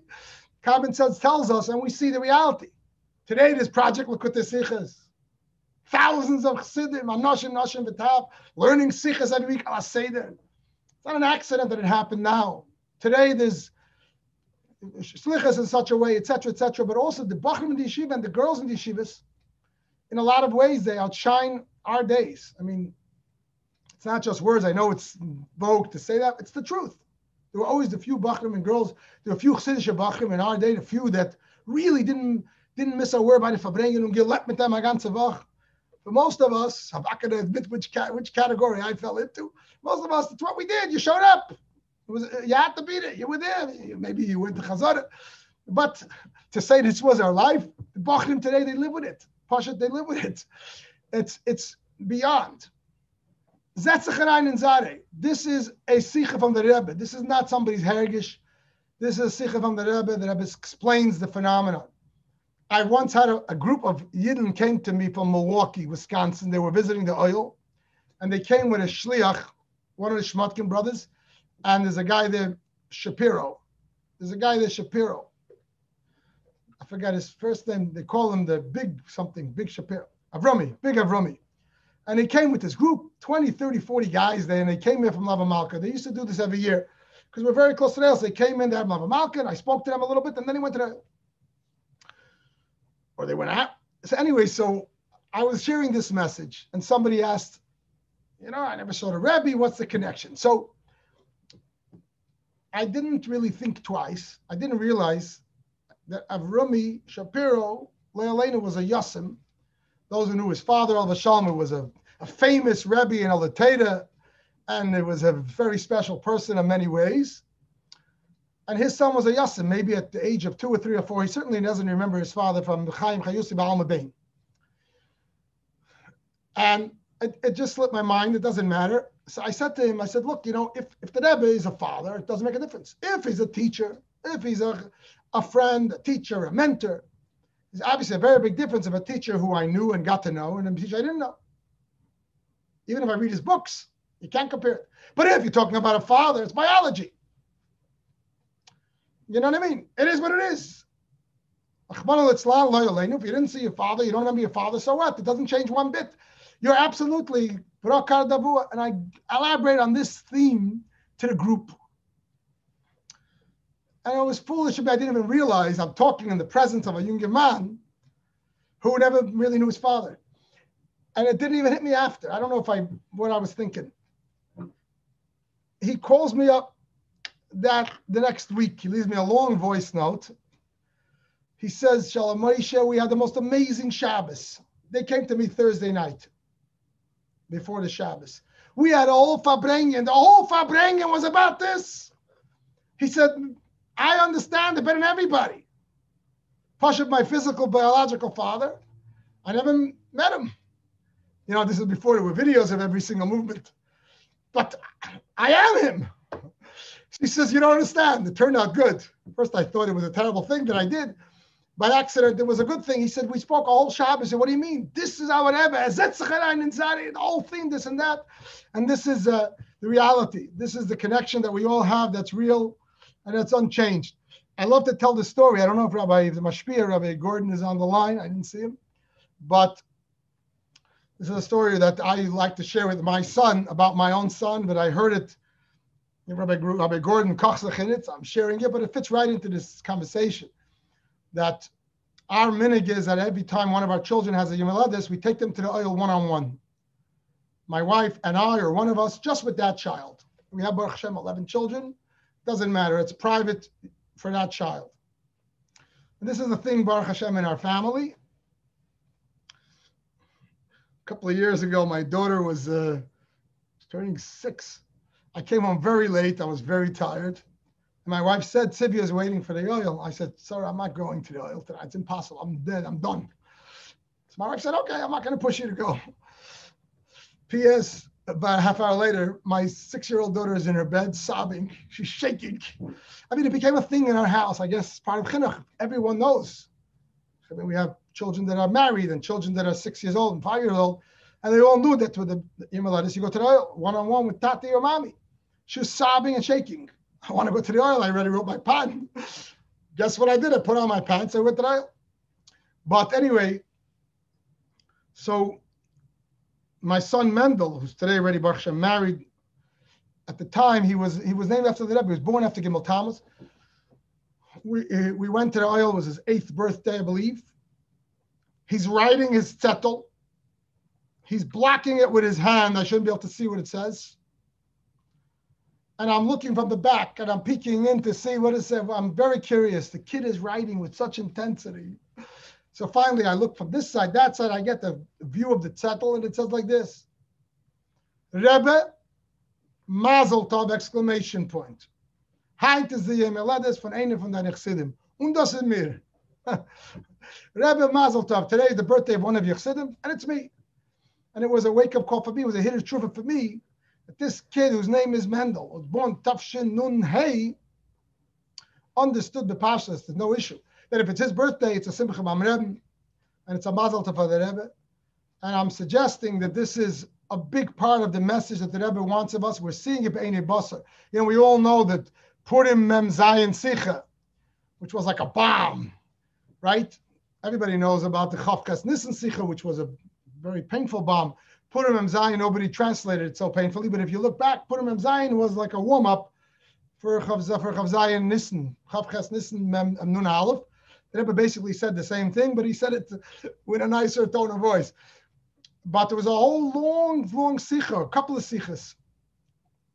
And the Rebbe basically said a lot of points, and everyone knows the sikha. I'm not going to chazar the sikha, but I want to make a few observations. Because it's a sikha that bothered me for years. And I sat there, I said, let me digest it. Again, the Rebbe says over there a lot of things about the Gula and everything else. The first thing the Rebbe says is, that this, not necessarily in order, that the Frierdiker Rebbe said things about Mashiach and he had them printed because he knew l'chatchila, he's saying it now for the future. Hello, if that's not a prophecy, what is? In Tafshim Mem Zayin, nobody thought like that. But the Rebbe is basically saying, I'm saying things now, it's on a video, it's on a tape, it's going to be printed. When the Rebbe is saying it about the Frierdiker Rebbe, he's saying it now. It's almost like read my lips. Let me tell you what's coming. And the Rebbe made a few points, a lot of points, but I'm focusing just on a couple of points. One of the first things the Rebbe said that it's Shaykh l'chalecha v'yachad. What does that mean? The Rebbe said that Malz given Gereis Chassidim and they were really Mekushas from Rebbe. Today it's Git Nosibet to Yedereina. It's Shaykh. Like, what do the words mean? And then the Rebbe spoke a whole thing then how we're seeing that it's a time of Gula because we see the worst thing and the best things. We see amazing things happening. He spoke about tremendous stock. He spoke about the Rogachovet. On the other hand, we see terrible things. We see people that are becoming revealed as amazing people, and the opposite. Strange aces that it's a time of dichotomy, tremendous good and tremendous inside the Hepech, and things like that. And the Rebbe, so I'm just in these couple of points. Again, looking back in hindsight, when the Rebbe is saying Shayach Chalecha V'Yachad, to me it echoes the words of Yitzhak Tavshechavav. There comes a time when Rega Katan Azaftim, and there is such a chayshech, and in a way, and in a very critical ways, it's the darkest time. What's going on? The Nosi Adar is not visible. It makes no sense. And Leidach, the Rebbe says, look around. Shayach Chalecha V'Yachad. Not just the job of every Yid. It always was the job of every Yid. He planted a piece of himself in everyone. Look at yourselves. Look at the mirror. I know we look at ourselves, but it's good. But on the other hand, we're sitting so many years later. We're dedicated to the shlichus, to the best of our ability, the young bachrim and girls. It's crazy. You don't want to look at yourself? Look at another yid. You have to be nispal. It's nuts. Think about the filibuster Fabringen for 100 hours, all these different stories. And then most of them, a lot of them were young people, sharing. Mayonis of wisdom, mayonis of chesed, mayonis of involvement, of nuances, von Rebbe, this and that. Where does it come from? This is not a natural phenomenon. I heard a word from Rabbi Lou, the Shem Rabbi Lou, right after Gimel Tammuz, a year after Gimel Tammuz. We were still going through, we were still trying to catch our bearings. It was like almost like a depression, like what the heck's going on, you know? This wasn't part of the storyline. And Rabbi Lou then, I don't remember how I got the story, but he was having a conversation with some Yidden from various Chiddushei Kreisen. They said, no, what's Lubavitch going to do now? It's after Gimel Tammuz.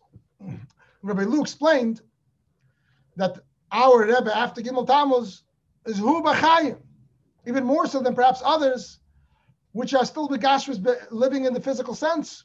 Kvedim, Kememunach, with all the respect and everything, and all wonderful Rebelach, etc. They said, what do you mean? How could you compare? So he asked these Yidden, I don't know which groups they belong to, apparently some prominent Chatzeris of Chassidus. If your Rebbe would tell you to move to another house, would you do it? If your Rebbe told you to move to another country, if you tell, he says, no way. If he told me to move to the next city, to the next, from Golders Green to that from the other one over there, maybe not. So what would you do? She says it's after Gimel Tammuz, and young people are moving to Timbuktu, Katzvi Table. That's initial level the Kirebe. I'm not saying it because I want to sound like I know what I'm talking about, but the Sikha of Purim and Zion, take a look at it, and the Rebbe spells it out. First of all, he says, just like that, he's quoting that the Frierdiker Rebbe did things, like Kriva Kedusha and La'al Tshuva L'Gula, and had it printed. The Rebbe said he clearly did it for La'achar Me'ev Esim Shana. You look at it now, it's our message. And in that message, the Rebbe says a couple of things, and I'm focusing on these two nukudas. Number one is that it's Shayach to Chalecha B'Yachad. Everyone has a shtickle Rebbe in him. The Rebbe put a piece of Rebbe, put a piece of Akshonis, of Midas HaNetzach, whatever you want to call it. A let mit Yiddishkeit. Whatever level, we're all shaykh, but we have the Rebbe. We have a bug of Rebbe in us, which doesn't allow us just to be complacent about life and about our shlichus. And it's in us in a way more than ever, in a way that's beyond, because it says in the different sikhs about the matzav like now that there's more helam, the gili is more hidden, but the etzem is there. However you want it. I don't want to speak Haskalah because it's not a comfortable domain for me. But the Rebbe says it there. It's yetzer, there's an inyan from kol echad b'yechad. What does the words mean? That everyone has to do Torah mitzvahs and shlichus? That's obvious. That's a chiddush of Tavshim Mem Zayin. Yet now each one is going to be given a piece of Rebbe for the period of time when there's going to be a Helen Hester. And in that matzah, we're going to have to be Megala, the Indian, and etc., and show that regardless, we have it and we have it be'etzem, and we see it in our kids and we see it in our grandkids more than us. And also the idea that the Rebbe says there that the most amazing things and the most terrible things, and the Rebbe goes by Arichas to explain. A lot of it is in hints. Again, to me, I saw it as the matzav now. Like I said before, you don't see any middle class in Lubavitch. You see bachrim and girls that are pashat ungezundet more than ever. And then you see those who are confused and lost because they don't have that dollar. And we have to obviously realize that they're running away because they're the sheep that's thirsty. And they also have the Zadeh. They also have the Zetzacharain and Zadeh. But it's more behelim. But the reality is also bechlal. There's tremendous helim behester. Post Gimel Tammuz and everything else in the world. And le'idach, chsidim leben. I'm still thinking about the video I saw of last night. A few hundred bachrim dancing like at Simchas Teda by a kafes bam Rebbe. Because it's Yud Shvat Tavshin Pei Aleph, guys who are 17 and 18 and 19 years old. If this is not Zareh B'chaim, Hu B'chaim, what is? So let's say L'chaim. And let's, I dare say, B, this is Ephraim Kalbach, it's a tzivya. That's obviously a relative. I'm not sure which relative, but one of the relatives. Yes, it's a tzivya. Somebody wrote me privately. Thank you. So let's say L'chaim, and let's do it mitich simcha v'tuv levav uvgehenkeit, and know that the connection is real. I know that it's considered chsidish to walk around downtrodden and miani amani, and I'm a you-know-what. That's what you do by Fabringen. You say if you're l'chaim and I'm a you-know-what. Today the style is that you don't say I'm a you-know-what. You say to the other guy, you're a you-know-what. All right, so it shifted directions. But everybody is feeling that they're nothing and nobody and they're unimportant and they're not shaykh to anything. It's all true. But let's move on from that. The Rebbe told us, the Rebbe gave us a direction. People, there's a famous story with Beryl Shemtiv, his first Yechid, Tafshid Gimel. He was a Chassidish Bacher. He came to the Rebbe the first time from London, right? If I'm not mistaken. And he wrote a zettel like a Chassidish Bacher would write in the Dedes Shakadmunu. He was Mechonech by Chassidish Yidden, going to Yechidus. And he wrote all kind of Nigei Blavave, all kind of issues. Beruchnis. I imagine there was no big Avedis in there, but the Chassidim would write in Lubavitch. And he expected the Rebbe to give him a tickle and the Rebbe this, to give him direction. And what did the Rebbe say? The Rebbe told him that he was about to fly home for Pesach. Apparently, the Rebbe told him you're going to fly over the ocean to go home. He wasn't sure where the Rebbe was going with this. You're going to go home, you're going to fly over the ocean. You'll take the Marashcheri, you'll throw it into the ocean. You'll take this whole melancholy and this whole business, you throw it in the ocean. This was his first Shalom Aleichem on Yechidus. And the point being, whatever reason our data is not shaykh to that kind of introspection, or we don't need it, or both, clearly the Rebbe wants that we should make introspection of our machshava dibur u'maaseh. It's valid and warranted that every day, every month, every week. I don't know if the Rebbe wants it too much. But palm to palm, we should make a duch and we should figure out, am I davening with the right Pirush HaMilos? Am I learning properly? Am I learning enough? Am I watching Shmiras Einayim? Whatever it is that a Yid needs to do and a Chassid needs to do. This is completely valid. That's Levush HaNefesh. Everyone knows, every Bacher knows, but Yishlach Yeshua Reminder. Levush HaNefesh, action. But the introspection When I daven, I don't really mean it. When I learn, I'm not lishma. When I'm doing mivtzayim, it's about my ego. This whole business that Rebbe blew out of the water. I said, "How's a chayin kinderlach?" And whatever the Rebbe's cheshbonis, it doesn't matter. We're foot soldiers. We're not generals. This also hit me now this Shabbos with Netzach. I mean, it's in Basar Legani, and every year in one way or the other you have Midas Netzach. But one of the ways in the context of this approach, that the Rebbe said Midas Netzach, and people say, "What do you mean? This is Pelesh Chassidus?" No, it's not Pelesh Chassidus. You have to do the work. As the Rebbe said, "Daf Saleh, 9 Dem, Daf Shabbamis," and you have to learn and daven, and the Rebbe wants us. He's keeping us so busy between Rambam, Mechitas, and Saita, and Masechta Gemara, and Ayat Project with the Sichas, and every once every chassid should have a Sheikh Siddur, even as it says in Ayam Yom, a few times a week, every day. Just Teda look at the Teda, the Chagiret, the Rebbe demanded it with the last Kinnis HaShluchim that we should go through it like Rambam. I mean, he didn't make a big deal out of it. You're not Bali Madregas, he told us, stop doing introspection, leave it alone. But work, yeah. When you finish, go to Teda, Rambam, all of that, and your daily Sheikh Siddur, Be'iyun, then if you have issues, come talk to me. So I translate the Midas HaNetzach. You know, that's how it talks to me. This is Chabad. It's Primizdik, but it's Chabad Be'efen, the Rebbe is Zetzach Harayin. Netzach is Mushish Netzach Manefesh. And all we have now is that the Rebbe put a piece of him in us, and Midas HaNetzach means Pashat stubborn. He's lazy, he doesn't want to learn, he doesn't want to daven, he doesn't want to this, he doesn't want to that, he wants to do other things that he shouldn't do. So what? And I struggle with all of the above. And I have one marching order. Midas HaNetzach. It sounds silly. It sounds childish. It doesn't sound like Chabad. Zog the Rebbe Midas, and he says it over and over. And in this year, in all 3 Mamarim, certainly in 2 of them, Midas HaNetzach and Moshe Netzach Manefesh. It's a separate conversation for Dr. Lowenthal and others. Midas HaNetzach. Since when did it jump to the top of the list? But this is Basar Legani in a very big way. And Andia Cotton Eimer, that I'm sure it's written explaining Chassidus Eis Verlach, but I'm just not familiar. But in the context of Deid Hashvi, you're a soldier. Do your job. You don't feel like it, so what? The general was Mevaz Bezeitzris, and the Netzach is Mushish Netzach Manefesh, and it's a Charangesetz in Zare. The Rebbe was Mevaz, he put a piece of himself on each of us, and that's why we have the Keiches. We have the Keiches. And therefore, all we have to do is pull the trigger, and to do it b'tech simcha, b'tuv levav. You know, everyone knows the Vart that Rebbe said, the statement of Tafshin Yud, the 3 Avos. It's very famous. But there's another statement that's less famous.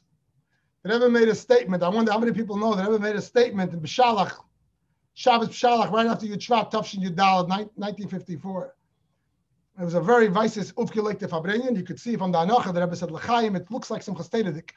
And the Rebbe was talking to a lot of private people. In Das Tachten, it looks like that the same way the early years, the Rebbe would be very bitter about the fact that he had to take over the Nesiyas, and the crying of Purim, Tafshin, Yud Aleph, Yud Beis, right?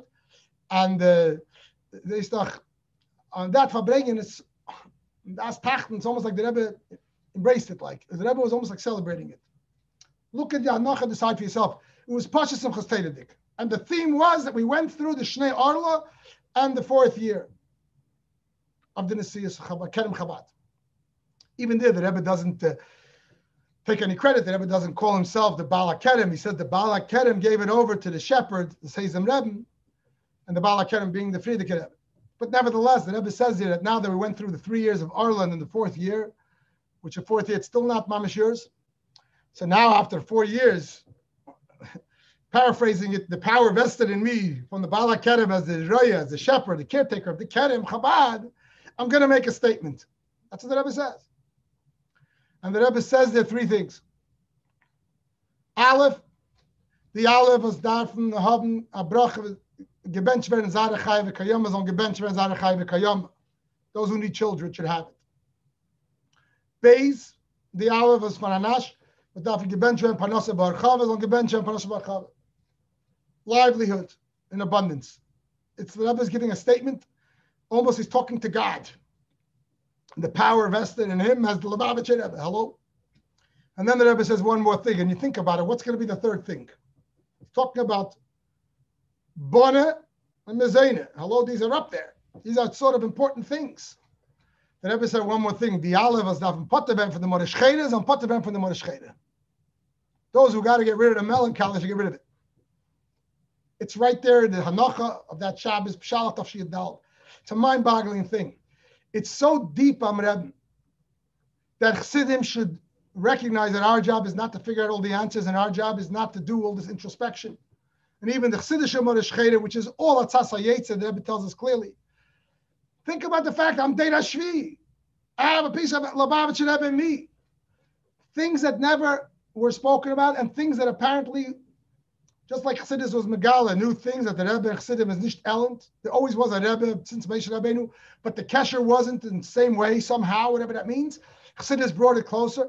The Rebbe clearly said that in the later generations it evolved and it's more and more. But to me it seems, and it's obvious from the Sichas, and from that Sich of Tavshin Chavav, and from Purim Mem Zayin, the idea that the Gitz Chibur L'chol Echad V'Yechad, that he puts a piece of his etzem into each one. In a lot of ways, Ashreinu Matev Chalkeinu, when compared to any Yidden, even the big Chassidim Vamal, that we have this connection. No matter what we are, no matter who we are, it's there and it's real and it's in us. And therefore, there has to be a feeling of Ugileikait, and Mitach Simcha V'Tubleivav. And you know, Itchagroner of Shalom would tell us, it's on a video, and he tells a story that when the Rebbe called the Bachrim in the front lobby of 770, and the Bachrim, the Rebbe came down from the Frierdiker Rebbe. This is a number of conversations that the Rebbe had with them, right? The Rebbe came down from the Frierdiker Rebbe, and there were a few Bachrim there, and the Rebbe said, the Rebbe, the Shver Villas, do is all Pasha Ken and learning. It's a famous thing. Apparently, there were a few such conversations.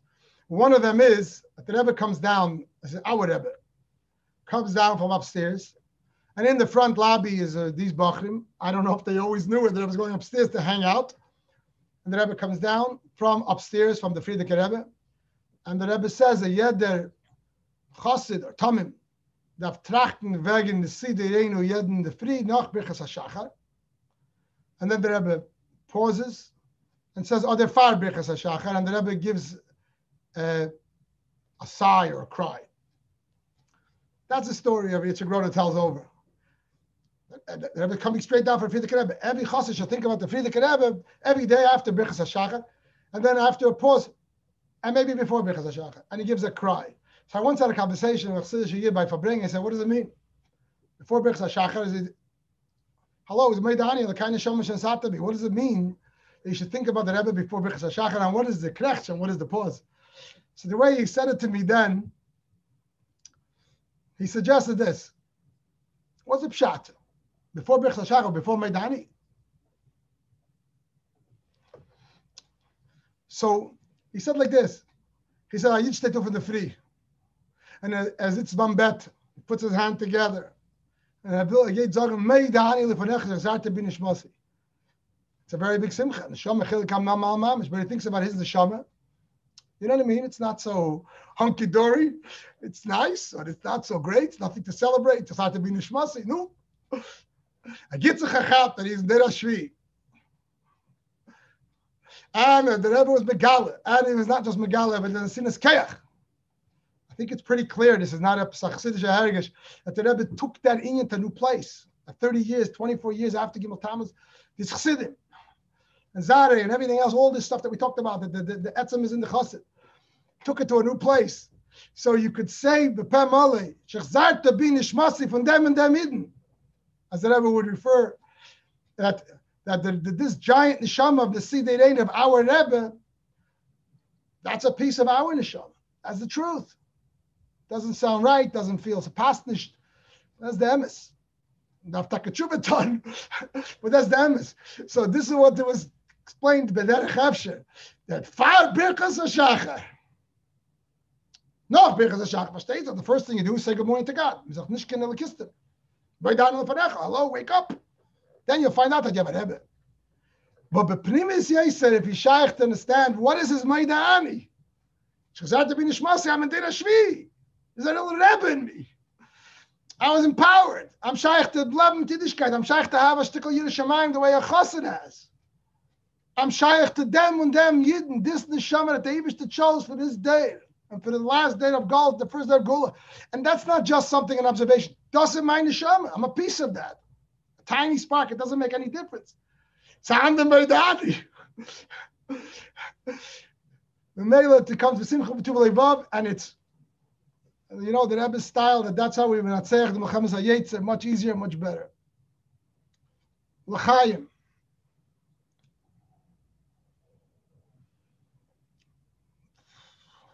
The Eilim is saying L'chaim, yeah?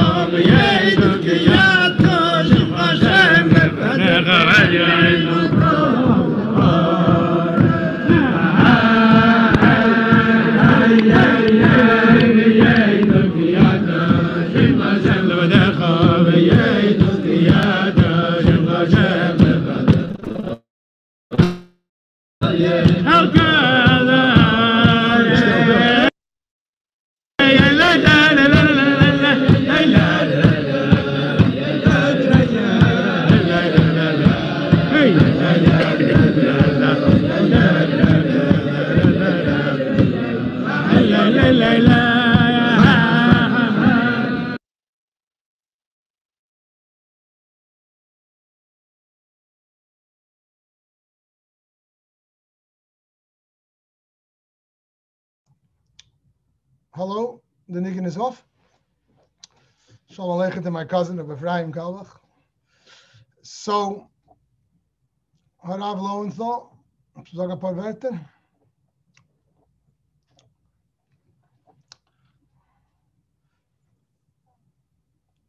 Meistach, I'm not looking to give away the floor, but maybe a little bit of a change up, a response, an objection, something, overruling. Rav Shmuel never came back from his thing. Okay. Those of us who are on the filibuster for Bregan, they understand, you go around the room. I guess a little bit of a different setting. So, friends, my Schwer soll sein gesund is Reb Zalman Schmuckler from Los Angeles, California. And he has a minig since 1953 that he was always by the Rebbe Simchas Torah. And a Shana Rabbe, he would go for Lekach. And this was his thing. Everybody, every Yid, every Chassid gets their thing. That was his thing, and he never missed it. Never changed.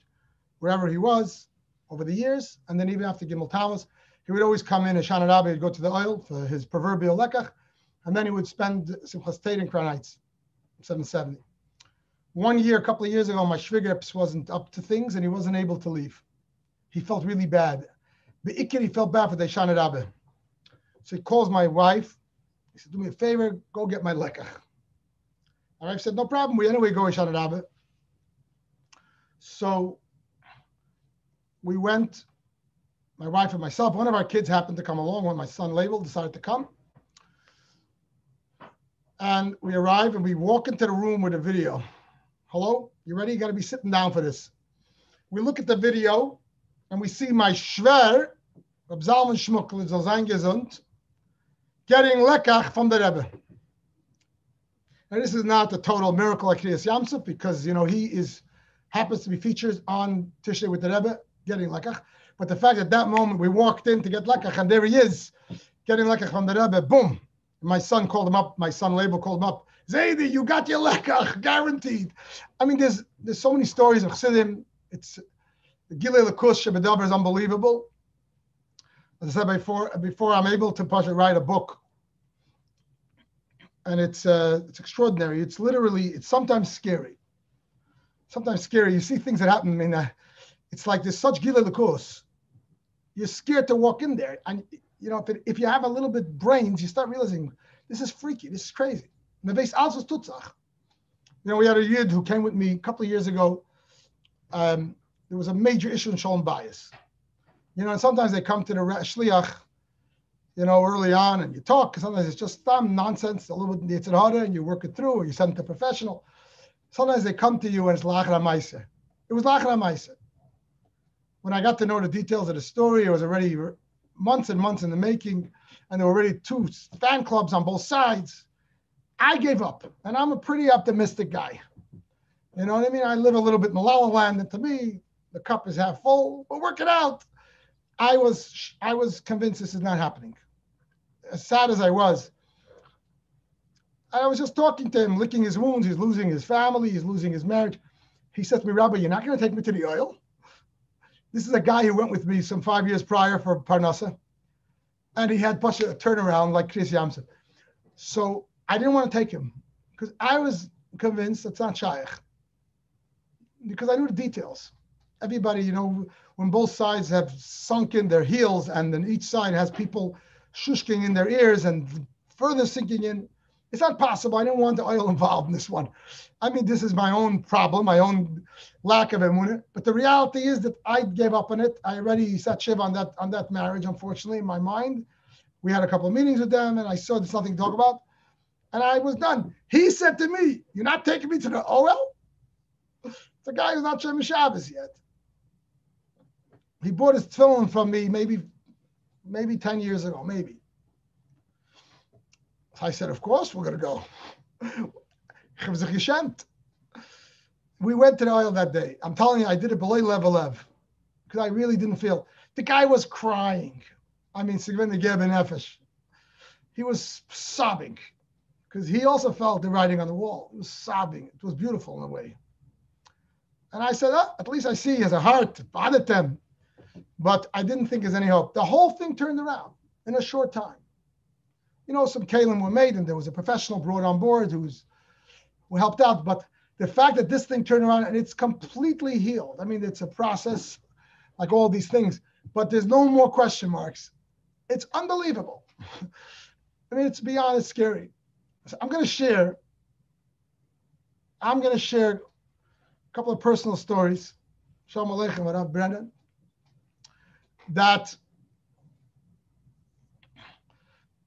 So we had in our Chabad house about 10 years ago a very serious financial crisis, which I will not get involved in the details. It's not important. I'm happy to say thank God it's behind us. But there was a tkufad where we were really way, way, way over our head. We were operating in a fashion that was continuing to mount debt. And I alluded to it a little bit earlier when Rabbi Shafran was sharing his thoughts. And it was a very serious thing. We owed Shveda Milyonim for the size meiser that we had. And it looked extremely bleak. And we had a battle with the bank. We had a battle with private Bali Chavis. It was very, very serious. And a couple of times our place was advertised in the newspaper that it's going to be auctioned off on the steps of the courthouse. There was one particular time when it looked really serious. We had one private debtor. We owed him about $500 and some odd $1,000. And he had us give him a confession of judgment. I don't know what the language would be in England, the equivalent, but it's basically, he said, if you want me to keep you stay alive, if you want me to not call the loan right now, which he was entitled to, you have to legally sign a document that you confess on the whole thing. What's the vart? That if ever he's not in the mood of waiting anymore, he just cashes in that note and there's no court. You don't have to go to court. In the American court system, you could schlep such a thing out for 10 years. Confession judgment. It's open and shut case. You have 30 days to evacuate. And this was a guy who was a former balabas, and we gave him a confession judgment, but really it turned out, you know what I mean? And I'm not judging him. This was a lot of money. And he called along. And it was a matter of 30 days. We needed $500,000 plus. And there was no way for me to get the money. There was no way for me. The balabatim were done with me. This was a disaster. Everybody knew the matzah. We were in debt then, more than $5 or $6 million for a small basis like this. It doesn't make any sense. It was very, very serious. It was very serious. And I'm proud to say, with God's help today, I've turned it around. I've become a recovering Baal Chayv, a recovering shliach in debt. And I actually talk about it to my chavedim that, you know, it's good to be chatchila river, but it has to be cheshbon. And really, it's a different shliach, it's a different functioning. There's no reason to do that. Today, the Mesiras Nefesh is not to owe money. The Mesiras Nefesh is to have the chutzpah and the breitkeit, to ask someone for money and take it. But it was a real tkufa, and it changed who we are, it changed who I am, it changed the meiset. There was some direct dudim from the Rebbe then. It doesn't matter the whole story, but I want to zero in on one story. So I owe this one guy this money. I have 30 days not to collect, and it's not a joke. It's not like shluchim, you get a lawyer. The lawyer said, Rabbi, what's your plan? You have 30 days and ticking and counting. And I reached out to a few balbatim. I spoke down to Reb Moshe Galarski. And he said to me, Shalom Moshe, you're a nice younger man, but you're a blank businessman. I'm not going to tell you with the language that he used. And he tried to help, as everyone knows. We'd be there to help in any way possible, but he wasn't in the position. It wasn't shaykh. So anyway, he suggested I call Pliny ben Pliny. Pliny ben Pliny, I'm going to call him Yankel, just for the sake of conversation. And he's a Yid who I never met personally. I saw him once at a Knesset Shluchim from far away. He never really spoke to him. He lives in Eretz Yisrael. And Moshe said, if he reaches out to me, I'll put a good word, but I can't take the commitment. It's your commitment. I'm not guaranteeing anything. So I started reaching out to this Yankel by email. And he's ignoring me for a few days. Every day was eternity. You know, we're sitting in a building that's worth more than 10 times that. And for $500,000, it's going up in flames. I even heard that there was a local Reform temple that has a smaller facility, and they had their eye on this place. I mean, it would have been a huge clap, to say the least. So anyway, and what do I know about this stuff? You know what I mean? The clock's ticking, and the guy's not answering me, and I'm writing these emails. I don't even know Hebrew. I'm using the Google Translate and the chuf in red ink on top of the subject line. Finally starts answering me.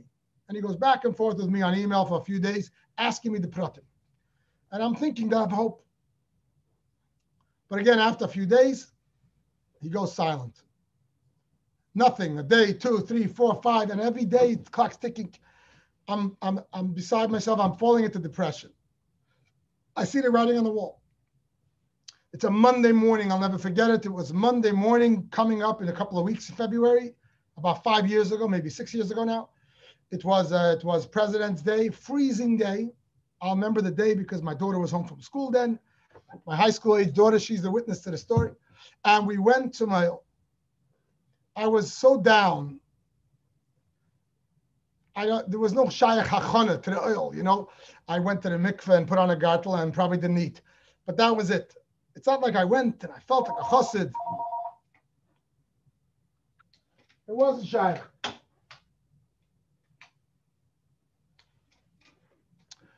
So I walked in, I didn't even write a pan. I was really, I'm going to say, in semi-depression, maybe more than semi. I mean, this is a work of 20 plus years and it's coming down on me.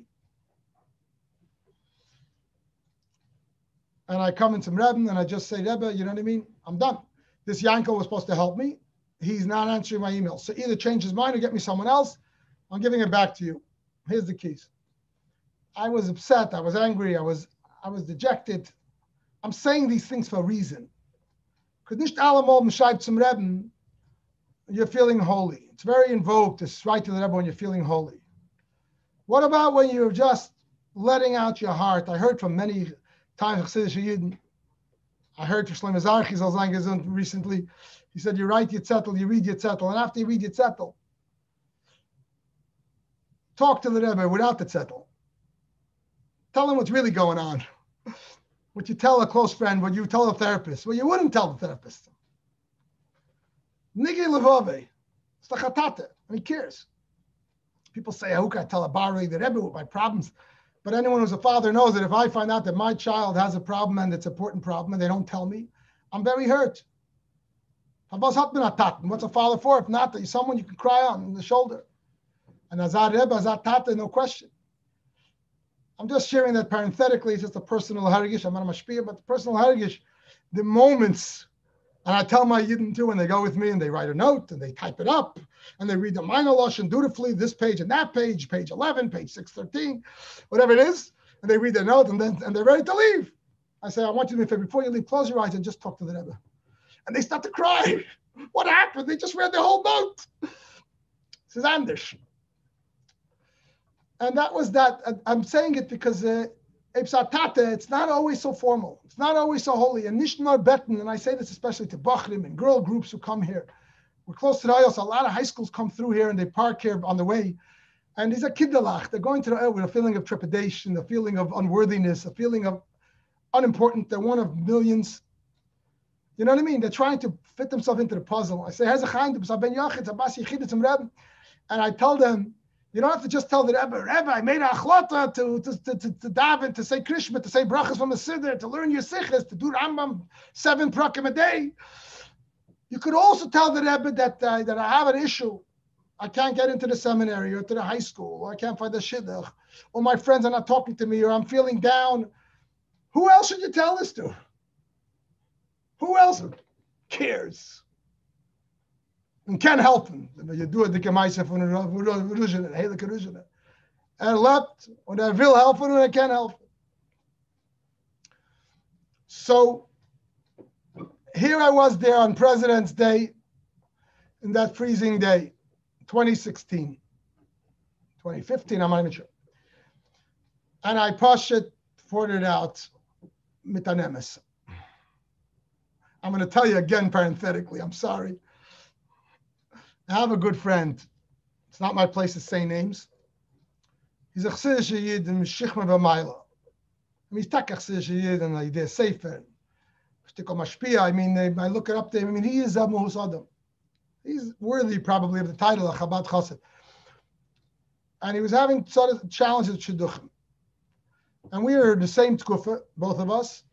I started making Shidduchim, including a beautiful Shidduch, Manchester, Baruch Hashem. And by him, Gaitesnit. And we were sitting once by Fabringen. I think it was one of the outfits of my kids, upstairs in Al Teda Zal. And we had a few L'chaims, we're fairly close. He said, Shalom, what's the issue? And I opened up to him. We both had a little bit L'chaim. And I said, you know, you're a very big chassid. That's your problem. You're too chassidish. You ever go to the oil and complain and kvetch like a child to a father? And this is a yid. He goes to the oil. He's a yid. If I stay, learn chassidus. If I stay chassidus, if Stam knows all them sheikher, he goes to the oil. Probably he makes achon a whole night. I'm guessing. You know what I mean? It's a different level. I'm sure some people here could relate to that. To me, this is like way out of my league. I don't know what it means. But this is the kind of guy. There's such people around. And I cut this little pisher, this little stinker is telling him, you're not personal enough with the Rebbe. But you know what? I said it from my heart. I don't know what gave me the chutzpah to speak like that. Like, who am I? What do I know? Who was mechanech me? Like, but somehow I feel that that's the chinuch that the Rebbe gave us. It's not a stira to what all that I should learn from him. He took my advice. And we both said l'chaim. It was a long Shabbos. I thought he forgot about it. And he called me Monday afternoon or Sunday afternoon. He came from Nail with a box of tissues. He came from Nail. Nothing fancy. Apparently he went a few times, but Eifin Kazeh. And the floodgates opened up. Ma'aseh Shahoyu Kachaya. He had 3 beautiful shidduchim within a period of 16 months. So Zayin Ba'ala Yidin, Ba'ala Chsidim, Ba'anash, Shechechi Klal Yisrael, Allah Zachem, Was Medarv, Kedel Dev Minyan Echet. But I'm coming back to my story. I'm bringing out this point because I think it's so important. It doesn't mean, Chas Hashem, that we are demystifying Rebbe. We know this is, but the whole thing is, I'm going to say, the Rebbe taught us this. Right? The Rebbe told Jaffe, Zalzang Shalom Zalman Jaffe, whose son is on the group, that no, there was a Yid who Ben Hashem sent to visit the Rebbe, an English businessman, a real Englishman. He went to visit the Rebbe, and he asked the Rebbe, what are you about? And the Rebbe said, I'm a friend, I'm a real friend, someone you can tell all your issues. Anyway, back to my story. I pour out my heart. I spend about 20 minutes. I don't say much. I just kvetch, cry, and let the Rebbe know I'm depressed and I'm not doing anything else. I'm done. I walk out. My daughter's still reading Mein Lashon. She doesn't really realize what's going through my head. And I walk out and I'm about to go to the Rebbe Zechanas Kever because that's across the way and that's my next stop usually. And I see a lone soul there. It was so cold that day. There was nobody but oil. The whole campus with all the tents, maybe there were 10 people. There was no one in the oil, me and my sister, my daughter. I come out, there's a Yid there. I look, and it looks like it's Yankel. Hello? This Bala Maisa Yankel that I've been emailing and started to ignore me, it looks like he's there by the Rebbe Zechana. I said to myself, are you nuts? You're delusional. You're under duress. You're imagining. You're off the wall. Why the heck would it be Yankel? Yankel lives in Israel. You met him once in your life 7 years ago at Kinnis HaShluchim from 150 feet away. You never met him at the oil. There's nobody here. It's freezing cold. Dude, the Yankel's here because you need him. Are you off the wall? Go back to sleep. I take a few steps. Now when I see it's Yankel, I'll never forget the feeling I had. The guy gained a few pounds in the interim. I wasn't sure. Then he was stuck in. I lost it. I was under such pressure. You ever saw pressure cook a blow? I said, Yankel. I start to scream, Yankel. He turns around and he says to me, very calm, collected, Pal-Tir, lama ta tzoek? Ata tored et kol hametim po. He's, why are you screaming? You're going to wake up all the dead people. I said, Yankel, you're in big trouble. I just spoke about you. He says, where? I said, inside there. He said, I give up. He said, I want you to know I felt bad for you. And you don't even know, Bashkocha Pratis, my wife saw your Chabad house once. She came with a group from Israel. And they had the meal in your Chabad house, whatever it was. I'm like, whatever it is. And she told me it's like a nice place and we're worth saving it. And I like to help out, but I decided it's too much on my plate and I'm not doing it. And Moshe Karlarsky told me you're a nice guy, even though you don't know what you're doing. But I can't help the whole world. But if Hashgacha Pratis brings me here, the moment that you're here to ask for the thing, he says, I give up. We sat down in the tent. I didn't even know Ben Karlarsky was with him. We sat down, we worked out the details, the rest was history. Fast forward 2 years, we climbed out of the whole chavis. It's a whole long story. Obviously, we had to do our part, but there was a tremendous amount of blessings. The day of the closing of our new mortgage, which we cleaned off everything except the last tiny amount, which was manageable. And this is after bank sat in this office and said, I'm not doing business with you, you're a jerk. Because they Googled and we had bank battles. We had the biggest law firms fighting us. And I'm telling them that they should give me a loan. You have to be off the wall. And finally, somebody agreed to do it. And we were sitting at a closing. It was literally like you waited for this pregnancy 9 months, day after day. And the closing went on for hours. I'm sitting with a tillim because the lawyers are asking questions of my lawyers. They're good questions. Like, why the heck are we doing this deal? Anyway, we finished the closing. I called my wife. I'll never forget. It was a Friday afternoon. And I called my wife. My wife says, how do you feel? I couldn't speak. I said, I feel like I just had a baby. She says, how do you mean? I said, I'm elated and I'm exhausted.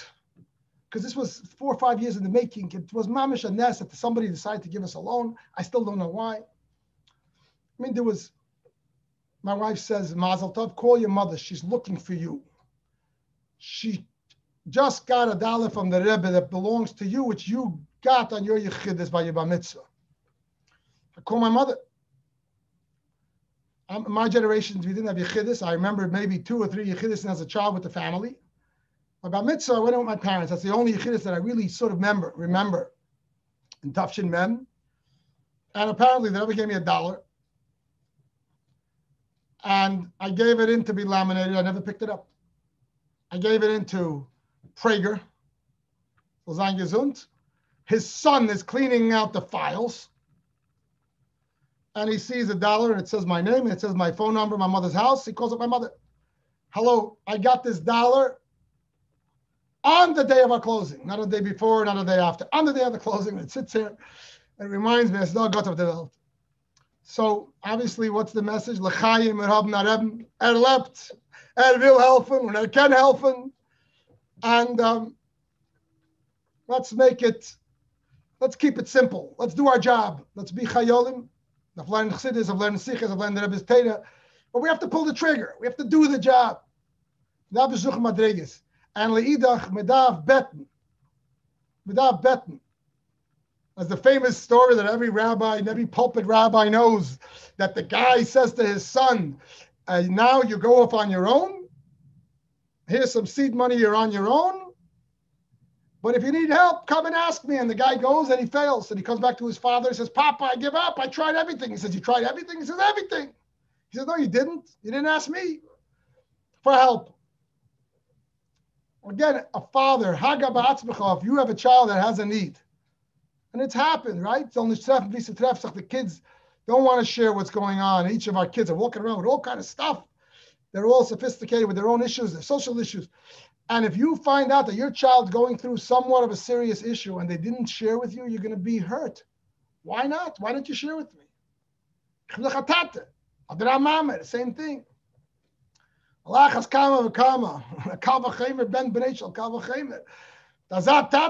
We have to share and we have to open up and we have to let them have it. Moshe Hurst is gesund verbringen for us on Long Island, one of our recent kinnis shluchims of the Long Island shluchim. And he first gave the whole form of verbringen, and then later whoever remained sat for hours just talking. You know, he can tell stories forever and etc. People who were here from day one and everything else, just like some people in this group. So late in the night, one of the shluchim expressed some of the challenges they were facing.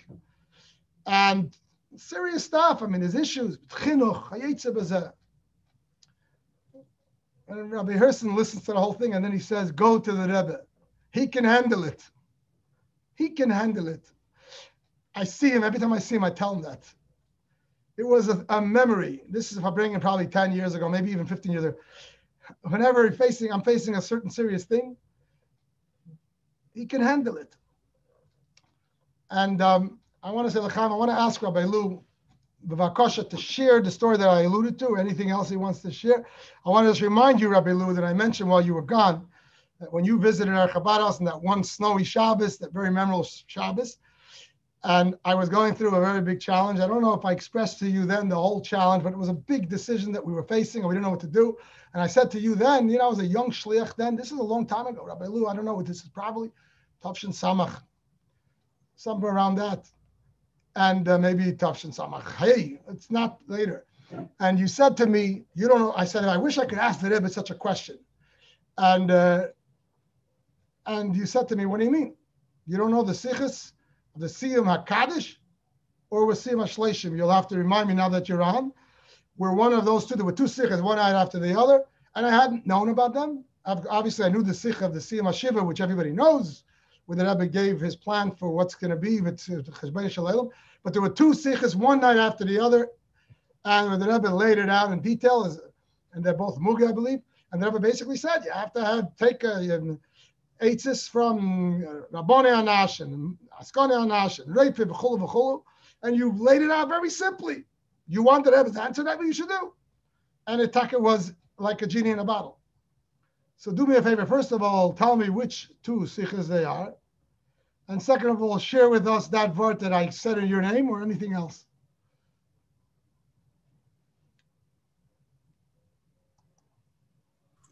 L'chaim, I was just on I had a different Farbrengen commitment somewhere else. But the Chevra over here, they leiden for me the ganze Zeit. So you and I can have a little Farbrengen sometime. And the Weiler, the Rebbe will help in that we should realize that you said right at the beginning the story about the 14-year-old boy who said that the Rebbe bought me with a shekel. The MSCs, the Rebbe buys us with Bani Chaim is only the we just have to open our eyes. L'chaim, l'chaim. Chaim v'rocha.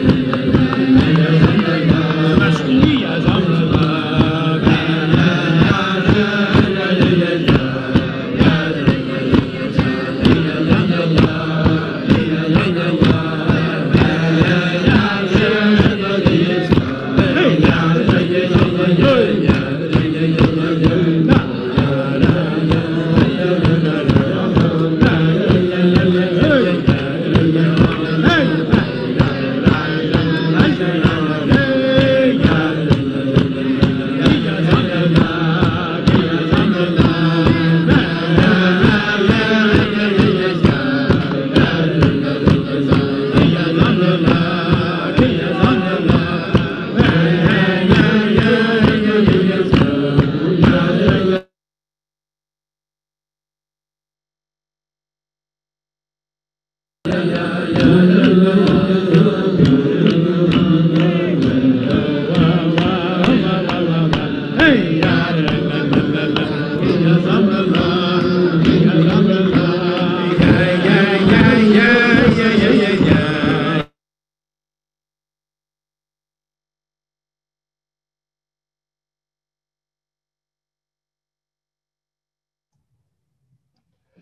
Getzel, should wrap it up. It's 11 o'clock at night. What is it by you? 11 o'clock at night. So I have a Fabrengen here in about 50 minutes. Mesifte Bachim coming. But just to leave on another note, a little bit related and unrelated. Rabbi Lou is a smart man. He doesn't want to take away. But so many things I heard from you over the years, and including that thing that you don't even know that you guided me then. It was a pivotal change in our shlichus.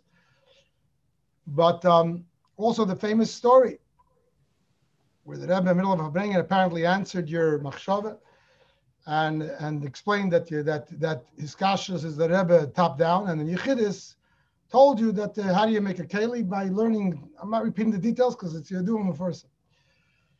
That learn basichlar and nigel and chassidus, etc. So brings me now that without learning nigel and chassidus, it's my most uncomfortable part of a conversation. But in a way, look, the work is being done with Maila, Habmareb, and obviously they have a month. And Babisha that we say that we are chayolim and we don't have to figure out the plan and we don't have to this. I have balabatim, including some from balabatim who come with all kind of things. They heard they're Muslim about Chveis, President Trump, Begematri and Mashiach, and everything, how things are playing out. And there's some popular speakers, even among Chabad, who are prophesizing different details as they're playing out, play by play, minute by minute. So, it's not my job to poo-poo whatever people want to believe, as long as it's positive, no problem. But somebody recently asked me in a moment of truth, he says, what do you think about this whole thing? And I said, look, the fact that the Rebbe said it's the last day of Gol, it's the first day of Gol, you can take it to the bank. But the fact that Pratim, we were trained to be foot soldiers and not generals. It's not because we're stupid. We have some very intelligent people. But we're smart enough to know what we don't know. That's what the chinuch of a chassid is. We're soldiers. Tzava at the Basar Lagani with Tzava, all the Pirushim. We're foot soldiers. You have to go and whatever keiches you have to use. Gendik. What's the plan? This and that. So the keli for skashrus is many things. You're moving to Pashat. I'm just echoing a few things. First of all, it's such a funny feeling to speak about this. I guess it's my job right now. A shliach, a younger man, we have to learn chassidus on a daily basis. The Rebbe demands it should be be'iyun. And I saw Ksav Yad, which was published recently, where the Rebbe writes to somebody should have a say the chassidus bechavrusa on a daily basis. Bechavrusa, which means it should be real, not just opening up, sitting on the couch. And it should be a real limud of iyun. The Rebbe gives us the brachas and the time to do it. And befrat the Rebbe's Teda, or including the Rebbe's Teda. Rabbi Yael Kachzach very much that somebody once said in the presence of Rabbi Yael, he says, I learned the Rebbe Shvasein is Mamarim for Askola. The Friedrich is Mamarim for Aveda. I learned the Rebbe is Mamarim for Eskashus. So he made the mistake of making that statement in the presence of Rabbi Yael. So Rabbi Yael said, I don't understand. You gave away your mind to the Rebbe Rashab, your heart to Friedrich Rebbe. So what do you give the Rebbe? What, your mouth? What's the geblieben? Can move in a pashat if somebody has a geschmack in another area of chassidus. I'm listening now I'm learning now derech mitzvah. Going to be made in misvade and fnei kolam be'eda.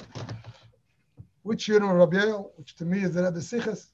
But nevertheless, you have to do what you have to do, and you have to be honest with yourself. But also, the Marim for Rebbe, which are muged, there are shiurim on them. Those who are shaykh to it. There's a sefer called Lahavin Lahaskell, which takes apart the Rebbe's Mamarim. Look, everybody has their level. The reality is with all the svarim that are out, since I mentioned it, the Svarim from what's it called, Ma'anei Sechel, and there's also from Ma'anei Sechel also the Svarim on the Yeres on Shari Yichud Ve'emunah, which boggles the mind. And it's literally you're learning Shari Yichud Ve'emunah, but it's a whole different Shari Yichud Ve'emunah. It's the Kut Sicha Shari Yichud Ve'emunah.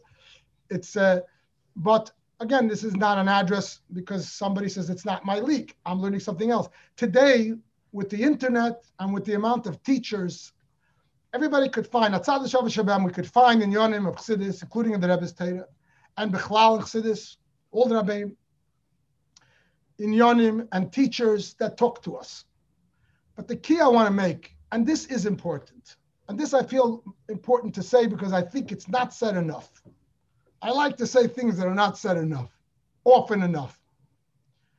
Stop learning Chassidus b'Kabbalah Sale. Stop. Learn with the Gishmak. That's how it works.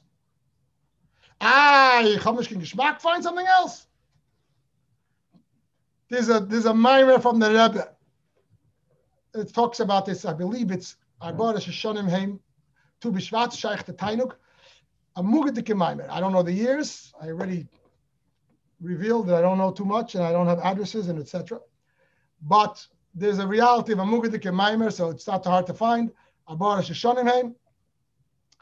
And the Rebbe talks about the concept of learning Chassidus, Teda Bechlal and Chassidus mit Tainuk. And there's a whole discussion on it that Bechlal, this was an issue. The Gedei Yisrael and the Achreinim talk about it. What does it mean to learn mit Gishmak? It's a contradiction. Limud Teda is a mitzvah we do for the Eibush. The mitzvah's love lahanis nitnu. And many of the Gedei Yisrael were frowning upon the attitude. In Deidish Kadmunu, and the Rebbe alludes to the Igli Tal, the Sachat Shabbat Rebbe, who had the breite places to say, no, it's good to have a Gishmak and Limud Teda. I saw it in the Sefer of Rabbi, but I believe the Rebbe brings it up. That he had the breite places and he was going against a lot of the people, the attitude, the prevailing attitude at the time. And he said, no. And he was a respected personality. And what was his explanation? We learn for the Eibishter. Even the Lubavitch Chassidim know the story of Tzemach Tzedek. You learn for Gishmak. The Frierdiker Rebbe said that all the Baltaivis will know how Gishmak Chassidus is. They would come running to Chassidus. And it's Taka Gishmak, right? We all know that when we take the time and put ourselves into Chassidus. It's pretty delicious. I'm not going to say it's as delicious as the sushi that we eat, but it's up there. It's, it's nice. You can't eat sushi every day. You have to do a little Chassidus, change it up a little. But, so the Igli Tal says that those who poo-pooed his attitude, he said it's a necessary evil. It's a kosher thing. He gave it a pass. He didn't encourage it, but he said, since if you don't learn with the Gishmak, you're not going to learn properly, and you won't open your mind to it, the Mele Dafin is taught. Vice days pre-Rebbe, that was as far as the Gedei Yisrael went in this Inyan. The Rebbe comes along in that Maimer and says, Limud Teda without a Gishmak, it's a shayla to the learned. Because the Rebbe says, just like if a person learns Teda without understanding.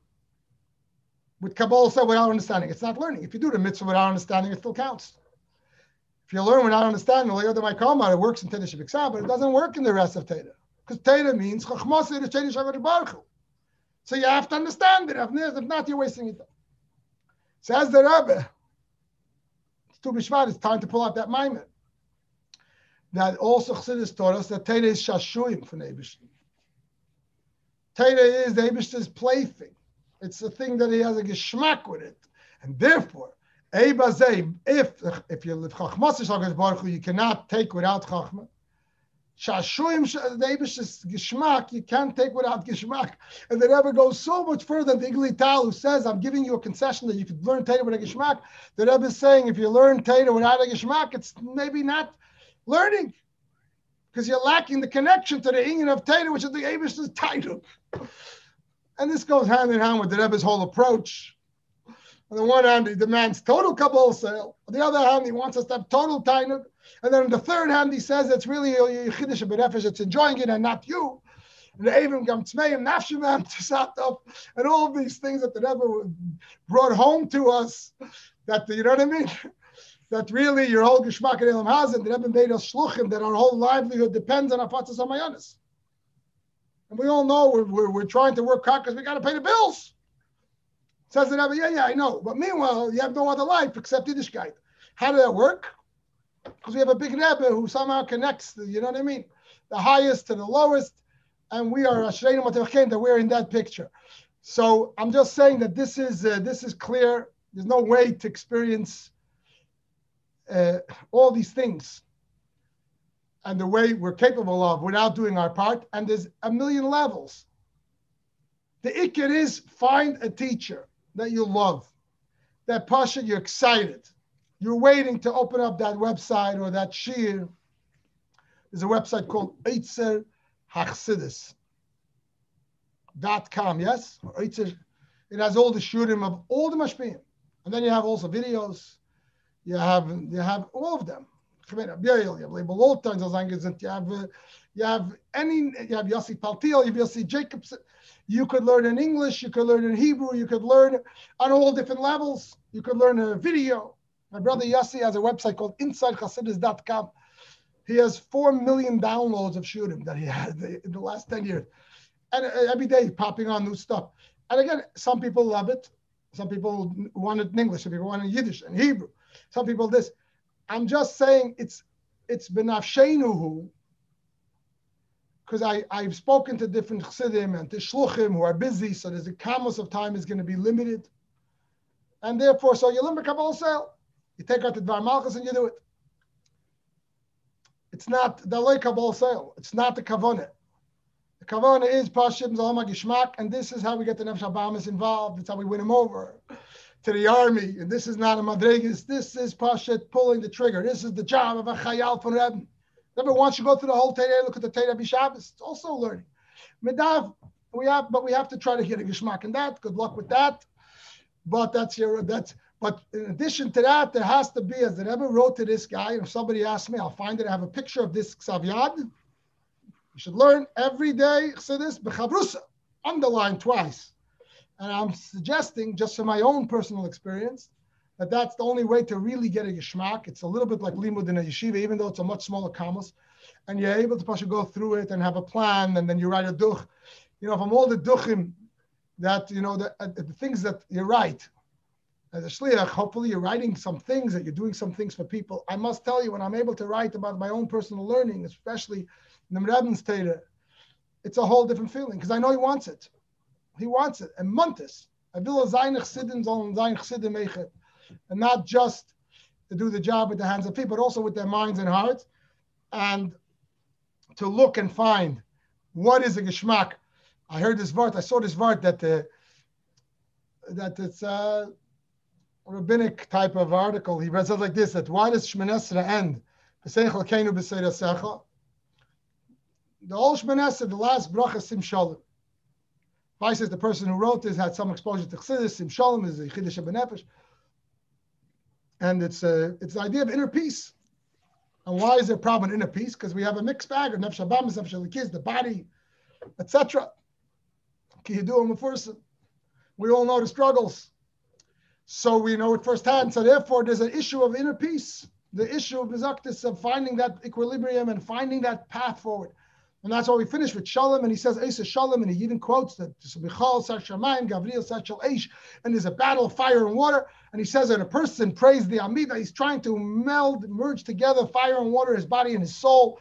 He doesn't know the language of Nefesh Elikis, Nefesh Habahamis, his body and soul, close enough, and this is a battle, and it's an issue. It's Bechol and Gabriel. And that's the Eisa Shalom, and that's the bottom line of Shemoneh Esrei. And then he says, but after that, there's one more line. The same Chalkeinu b'Seidasecha.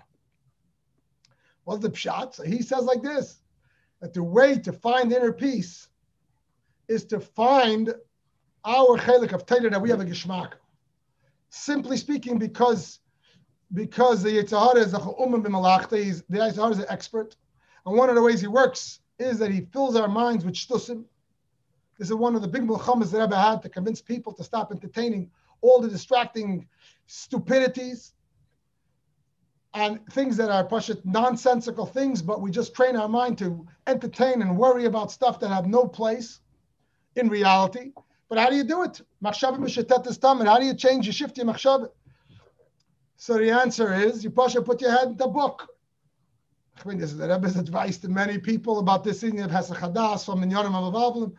How much time you spend on a book? If you're busy with a book, you're not so focused on other stuff. And therefore, so he says over there, but he emphasizes this word. That's why I'm borrowing that word from there.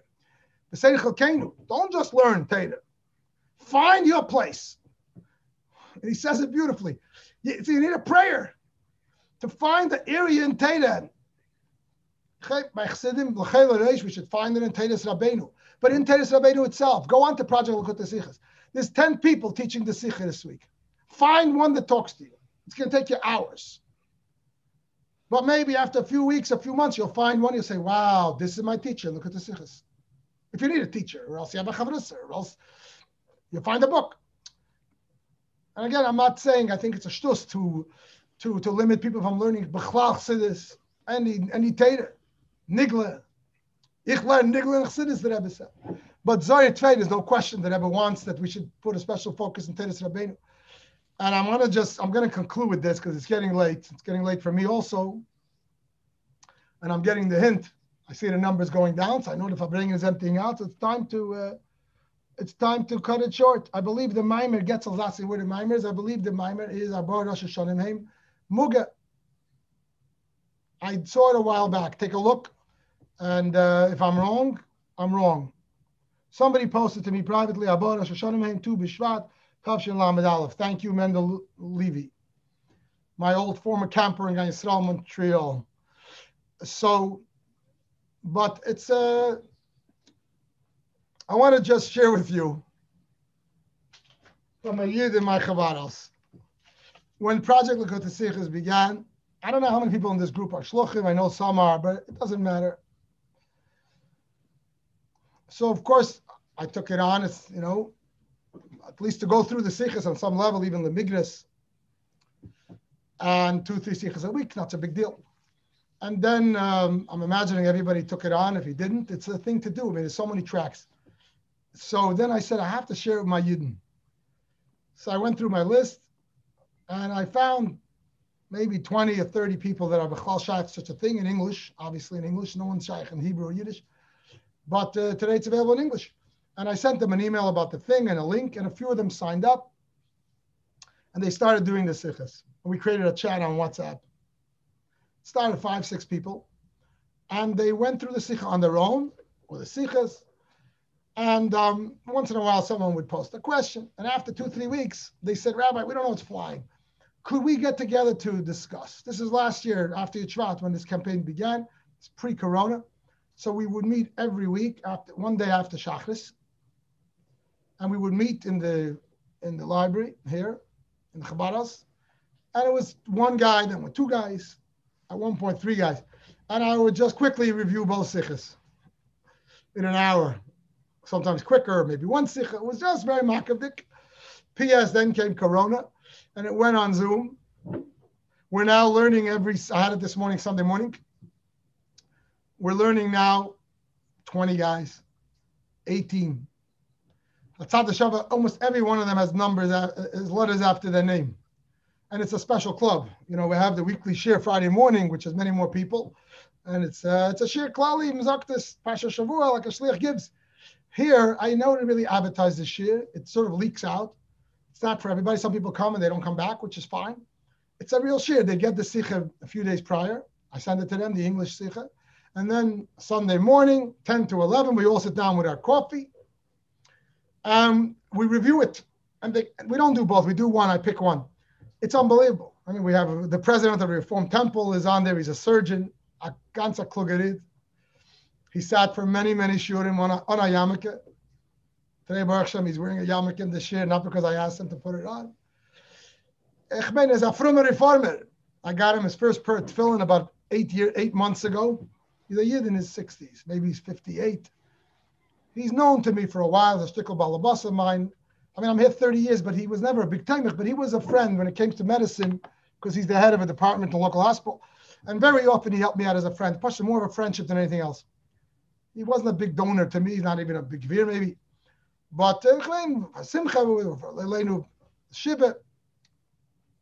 But I invited him to this. The guy comes every Sunday. Friday morning, he doesn't mind to miss. Sunday morning, he's on and he knows the Sikha. And our Chavre, I mean, there's like 6 surgeons. There's 15, 16, 17 people. Maybe it's more. The group is about 20, 21, but on a regular Sunday, between 15 and 18 people on the Zoom, it's an hour. I must tell you, I prepare for this hour. I make a spreadsheet. And it's mamish milchamta shalteira. The guys are screaming at me. It's like going to yeshiva. I'm giving them a taste, especially the nigla sichas, that this is not simple stuff. These guys are smart guys. They haven't thought since graduate school, and maybe then also not, because b'chlal chacham b'chateni is not analytical. It's a collection of facts. Most of these guys, if it terms the IQ, they can buy and sell me many times over, but they just never use their brain. It's just not in vogue to use your brain. And here, I'm showing them what every bacher in yeshiva does over a regular taisvis and explaining the different chkiris ahead of him, and they're loving it and this. I wanted to share with you one settle. There's one guy in the group who writes a hanacha from the shir, and he writes his own personal takeaway. I don't know if somebody saw it. I shared it on one of the videos that when they did the siyum of the first chelik, and he was also on that video, on that siyum. So he says like this: there was a sikha pkudei, where the Rebbe speaks about the idea that you have to bring the Mishkan to Moshe, and Dafke Moshe can pick it up. Fits right into our theme of Yeshvat. And even though you have to build it, but only Moshe can pick it up, and he puts his finger and all that. So it's a heavy-duty Hiskashra Sikha. And I'm not even said that I laid it down heavy. I just presented the Sikha. So when he produced, this is March 30th, 2020, he produced the Hanacha, and he writes about the key nekudas that he took out of the Sikha, and then he writes my thoughts. It's a whole page. And the middle section is his own personal thoughts, and he writes like this. I'm just going to read a few lines. The essential role of the Rebbe in my life. This is a Yid who became Shemesh Shabbos about 1.5 years ago. He bought his first film 10 years ago. I mean, he's almost 60 years old. He's a high-powered attorney. And he's the Jew. He just became Frum Mechmein. If you come Frum. He said, the Sikha caused the most profound shift in my understanding of the role of the Rebbe in my life. He's much more than a wise teacher and benefactor. Rather, and most significantly, my soul is a piece of his soul. And our life missions are intertwined at the deepest level. This is from a Yid. From a Yid. So, man nane basrei. So, l'chaim. We should all know that memeint uns, umehebt uns auf, and we should fight the klipas Amalek, Safek b'gematria Amalek. You know, there's the famous video, Shimon Lazarov tells the story that he had a problem. He had a problem many years ago, a serious problem he was facing. He doesn't share what it was, and it doesn't matter. And he found out that there's a Yid in Queens, a Frum Yid, not a Lubavitcher, who could help him with his problem. So he made an appointment then to come from Texas with his wife to meet that guy. This Frum Yid, not the Lubavitcher. Because it was apparently a serious problem. He makes an appointment, he flies in to meet the guy, and he tells the guy his problem. The guy says, you're a shlich in Texas, you're a Lubavitcher chassid. Did you tell the Rebbe his problem? It's a pretty serious problem. He says, of course I told it, I wrote to the Rebbe. So what did the Rebbe say? He said, the Rebbe didn't answer me. So the Veltisher Yid said to him, the Rebbe didn't answer you for such a problem? Does the Rebbe even know who you are? Does the Rebbe know your name? So Shimon says, you can see on the video my encounter. He says it, he says that obviously I start to scream at him, what do you understand? That Rebbe, he knows everything, he knows everyone. Like he was, the chassid and him woke up. I said, Rebbe, Ishaliki, he knows everything. The guy says, I don't know. This is a pretty serious problem. The Rebbe didn't answer you. I don't know. As they're sitting and talking, he gets a call that there was a surprise farbrengen. He's in Queens, so he says to the guy, I know I came to New York to meet with you for my problem. and it's really important. But it so happens as a Fabrengen, so I'm going to leave you and I'll reschedule for another time. And he gets into the car with his wife, and they're heading to Crown Heights. So he describes, he says, the whole way from Queens to Crown Heights, it's about a half-hour drive. The Yitzhak is playing with his mind. F. Shafart. Maybe the guy has a point. You know, just pointing out, Shimon Kalazar is a big chassid and a big shliach. But we're all human beings. We all have shtei nefashos. Let's remember that. In case you're on this Fabrengen and you identify with shtei nefashos, you're not alone.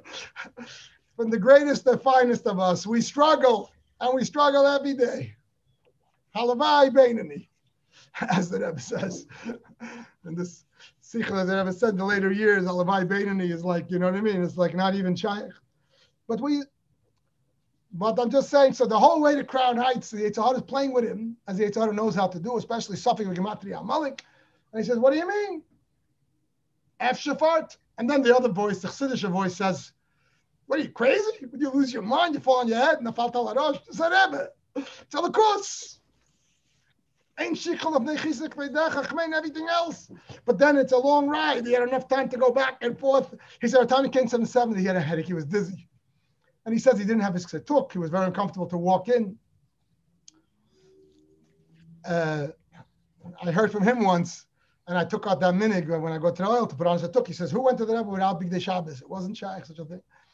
So he said, I didn't have my ksetuk, but what am I going to do? I'm here. So he said, he felt a little uncomfortable, but that's life. And he couldn't get into his place because the Rebbe was in the middle of the sikha. So he stood up on one of the side bleachers, I think on the Mizrach side, the way I understand the story. And then he figured after the sikha, maybe he'll try to climb into his place. He had a good place behind the Rashak. He says, as the Rebbe finishes the sikha, they start a niggin. The Rebbe turns around to his side and makes a sign to say l'chaim. He was vice as a young manchik. Maybe he was 30 years old. He was young, 35. He didn't dream it's him. The Rebbe didn't offer young people, even shluchim, say l'chaim by Fabrengen. It wasn't shaykh. It was for the elder chassid. So he totally didn't even register. But the Rebbe keeps pointing in that direction, and he's not answering. So finally, Rabbi Grona comes over. The Rebbe whispers to him, and Rabbi Grona screams, Shim is l'chaim. So they quickly ran and give him a cup. The Rebbe goes like this. They fill him up a big cup. The Fabrengen quiets down, the noise quiets down, and the Rebbe gives a shout, and people were able to hear Shimon. I don't know if he said his name or not. He got his answer. This is not changed today. Why should it change?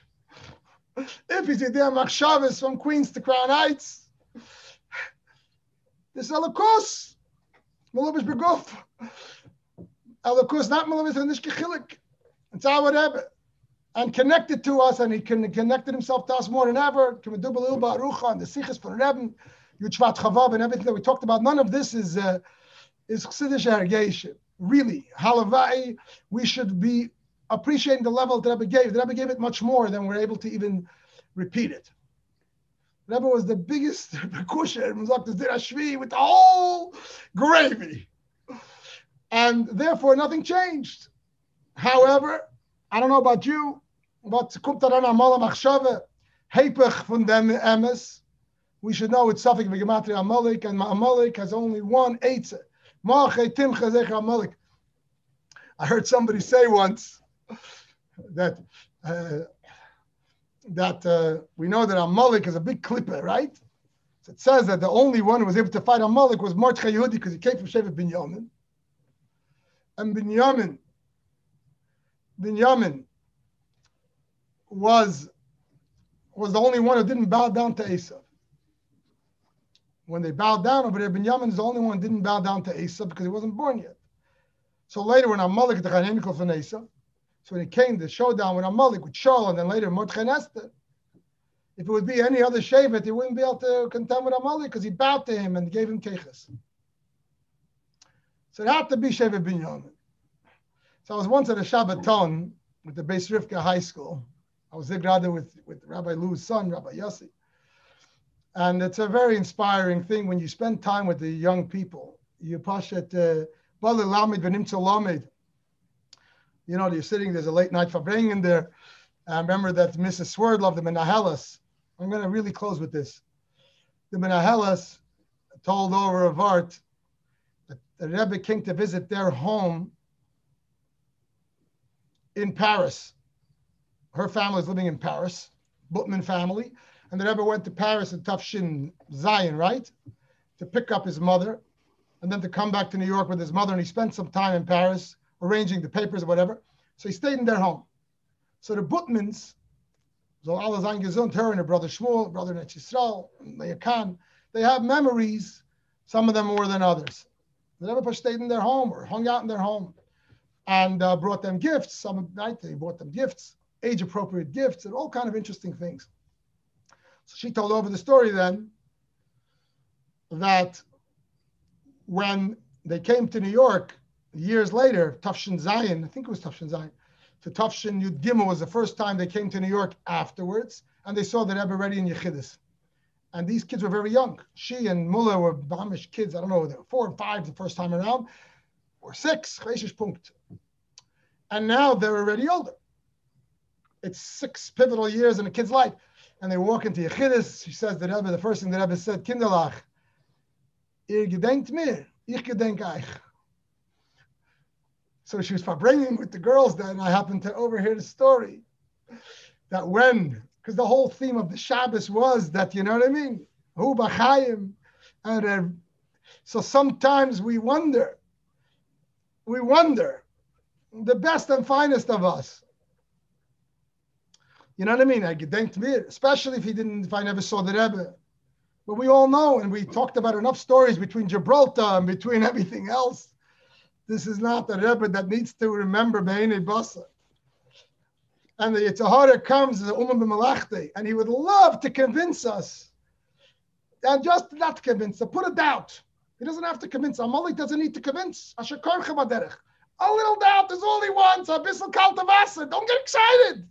Taka Rebbe and his Nisim Gluyim, and it's unbelievable what's happening. And the Freie Yidden and the Goyim Lahavdol are writing bestsellers about the Rebbe, and they're running to the oil. The Schweizers are running to the oil. I mean, it's craziness. But Efshenish, maybe he doesn't know my name. You can't say Efshenish that he's not taking over the world, because that's Pashat the fact.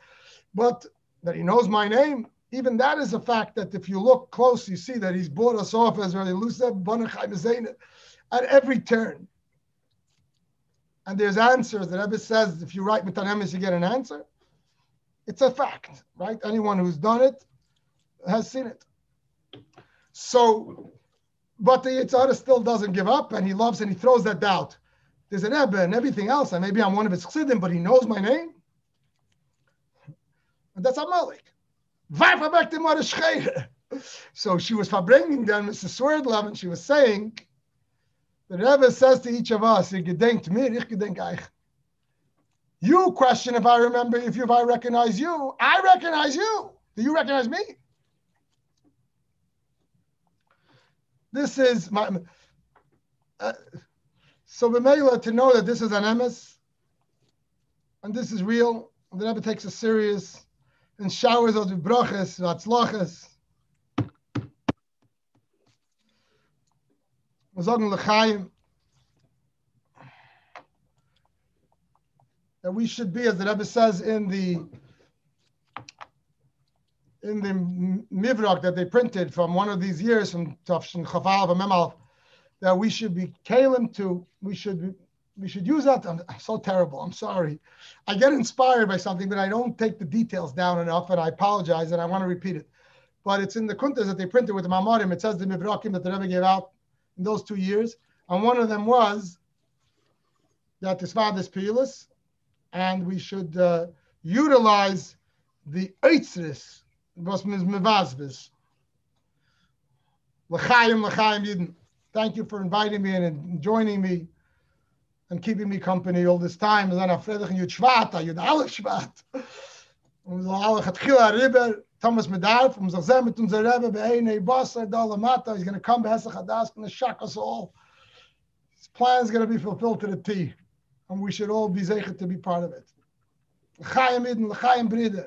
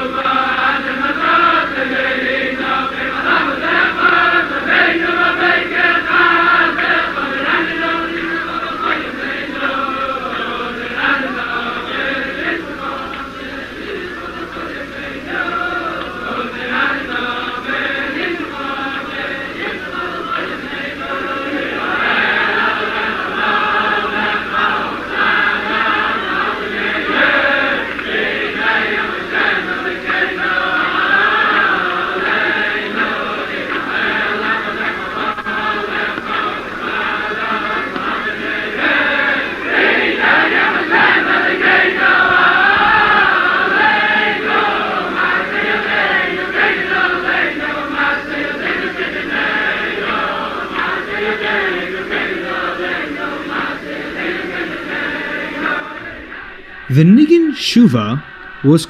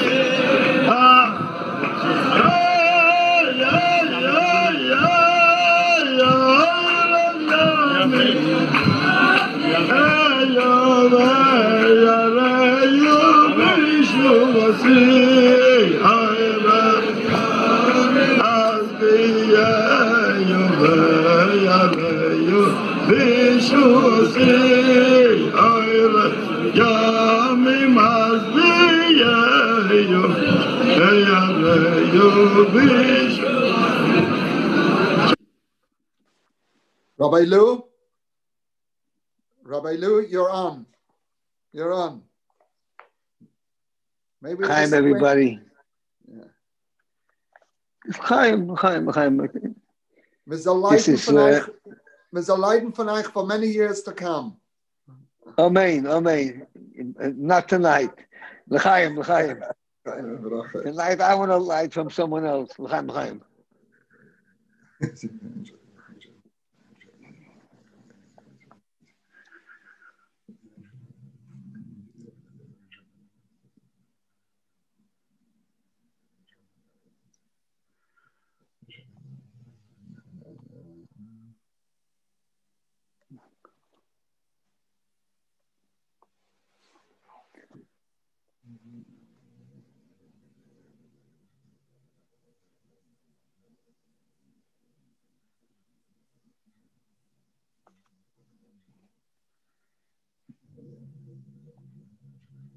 Let the Olam talk. Come on, Rabbi Liu.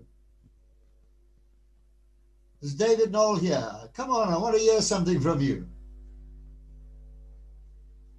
Oh, David, no, wow. That's from the past. Wow. How are you, Gissel? L'chaim, David. I've not seen you in about 40 years. David, l'chaim for Desmond. Oh, yes, l'chaim for Desmond. Thank you. L'chaim. Lou. Are you in touch? Oh. Yeah.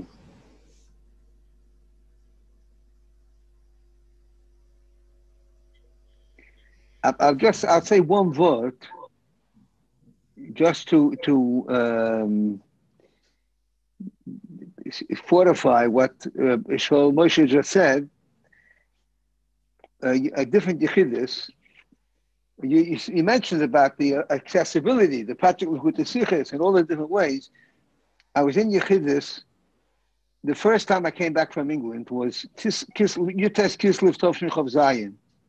It was really a year and a quarter. You're supposed to wait 2 years. The Rebbe said, Yeshush, because my brother was getting married.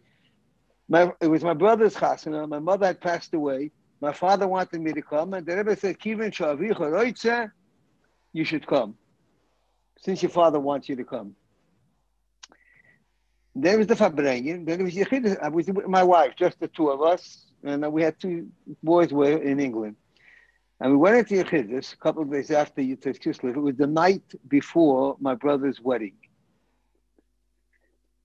A number of interesting things in that Yechidus, but the Rebbe said suddenly, the Bruder was hat Chasana, is das the Bruder was flesh mit dem Lernen?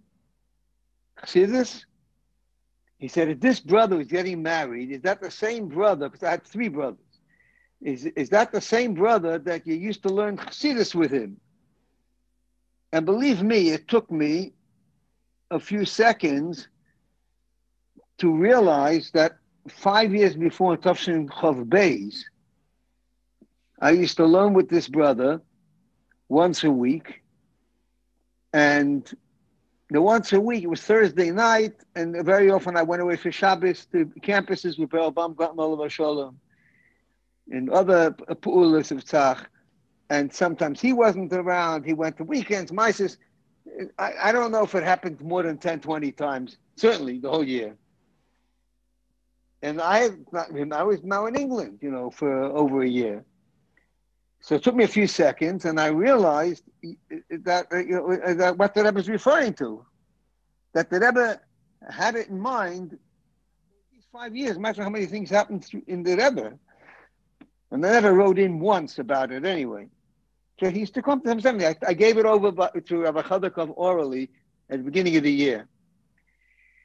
And I said, yeah. So the Rebbe said, Alet Mechas Chassidus. Is he still in Chassidus? But I said, ich weiß nicht, what should I say? I don't want to. So the Rebbe gave a big smile, and he said, Du willst nicht reden Lashon Hara auf den Bruder? You don't want to speak Lashon Hara against your brother? He says, im Ibigeben in my Namen, on Acharayas. The Rebbe said this maybe 3 times, but certainly twice. The expression, on Acharayas, which means it's not your responsibility. You say it in my name. I'm giving him a message, and don't worry about your relationship with your sibling. As Ovad is Ovad. These words he said at least twice, and I think 3 times also. What's past is past. We're not talking about any mistakes you made of omission or commission. The words that Rebbe used were Ovad is Ovad, and Muz learning Chassidus.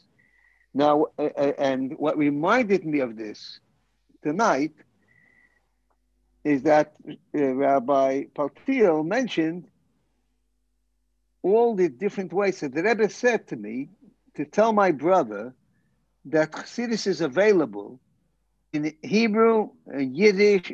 It was only in Yiddish, the conversation. In Hebrew and Yiddish or in English. He can take whichever language he wants. And Ova is Ova. He must learn Chassidus. So I've been thinking, the Rebbe said then, it was publications. Rabbi Shalom Alparovich, I think, was looking after, I don't remember who was looking after Kohos then, a small little operation. And I took some Sforim the next day in Hebrew, Yiddish, and English, and gave it to my brother. We were staying by my father, Allah Shalom. And I went in the next morning, it was in the house. He was getting married that day. And I said, the Rebbe asked about you last night. I told him the whole story. He was extremely moved that the Rebbe should remember him, think of him, care about him. You could thank me, you could thank God, that kind of a thing. He was very, very moved. And that the Rebbe gave a ha'irah. And he learned Chassidus. He lived later on in Borough Park, and he learned it Rabbi Shaina. And then he lived for about 40 years in Staten Island, and he used to learn with Rabbi Katzman every Shabbos. Now he's in Lakewood. I've got to check if what he's doing now. But Chassidus is available today. I was once at a shliach, and he said it's his birthday. He wasn't the biggest lamdan. And he says, my birthday. He sat on a computer, pressed a button to learn Chitas. And you had a shir from Anders Friedman in the Shir Tanya, then a shir from Yossi Jacobson in the Shir Tanya, with 2 people. And then he did this, he did that. Today, there's no excuse, and you can find it in every language, and it's made accessible, in the form. First of all, it's the medium, which is most comfortable for a person, and secondly, the things themselves. You can get a maimah in English. It used to happen. Today there's Sforim in Hebrew. See this Muvueres of the Rebbe's Mavyure Maimore Rabbeinu, and there's see this Muvueres of classical Tanya and Hutitoida, etc. And it's in English. Besides all the series that came out. There's things coming out the whole time. It's coming out the whole time. I heard from I was in Muncie in the summer, previous year, Tovshin Ayin Tes. And I met the Asatma guy. And we were walking, it was a Friday night, we were walking together to our respective Akhsanyas. The guy's 35, 40. And he said, I know nothing about Lubavitch. I never knew a single thing about Lubavitch until I heard some classes. And I hear what the Lubavitcher Rebbe has to say. And now I know why they were afraid. Those are the words he used. I said, what do you mean? Well, who was afraid? He says, in Satmar, we were told all kinds of things, terrible things, he says, and I realize now that the Lubavitcher Rebbe was a giant Sheba giant. And he had a lot to say. And the leaders of Satmar knew that. And they were scared. He said, I know why they were scared. That's what he says. They were scared that they would lose everyone. He said, no, I'm settled anyway. But so we over here should be able to learn Chassidus. That's my voice for tonight. To just Toises beer on what Reb Shalom Moshe said. L'chaim, l'chaim. L'chaim, l'chaim.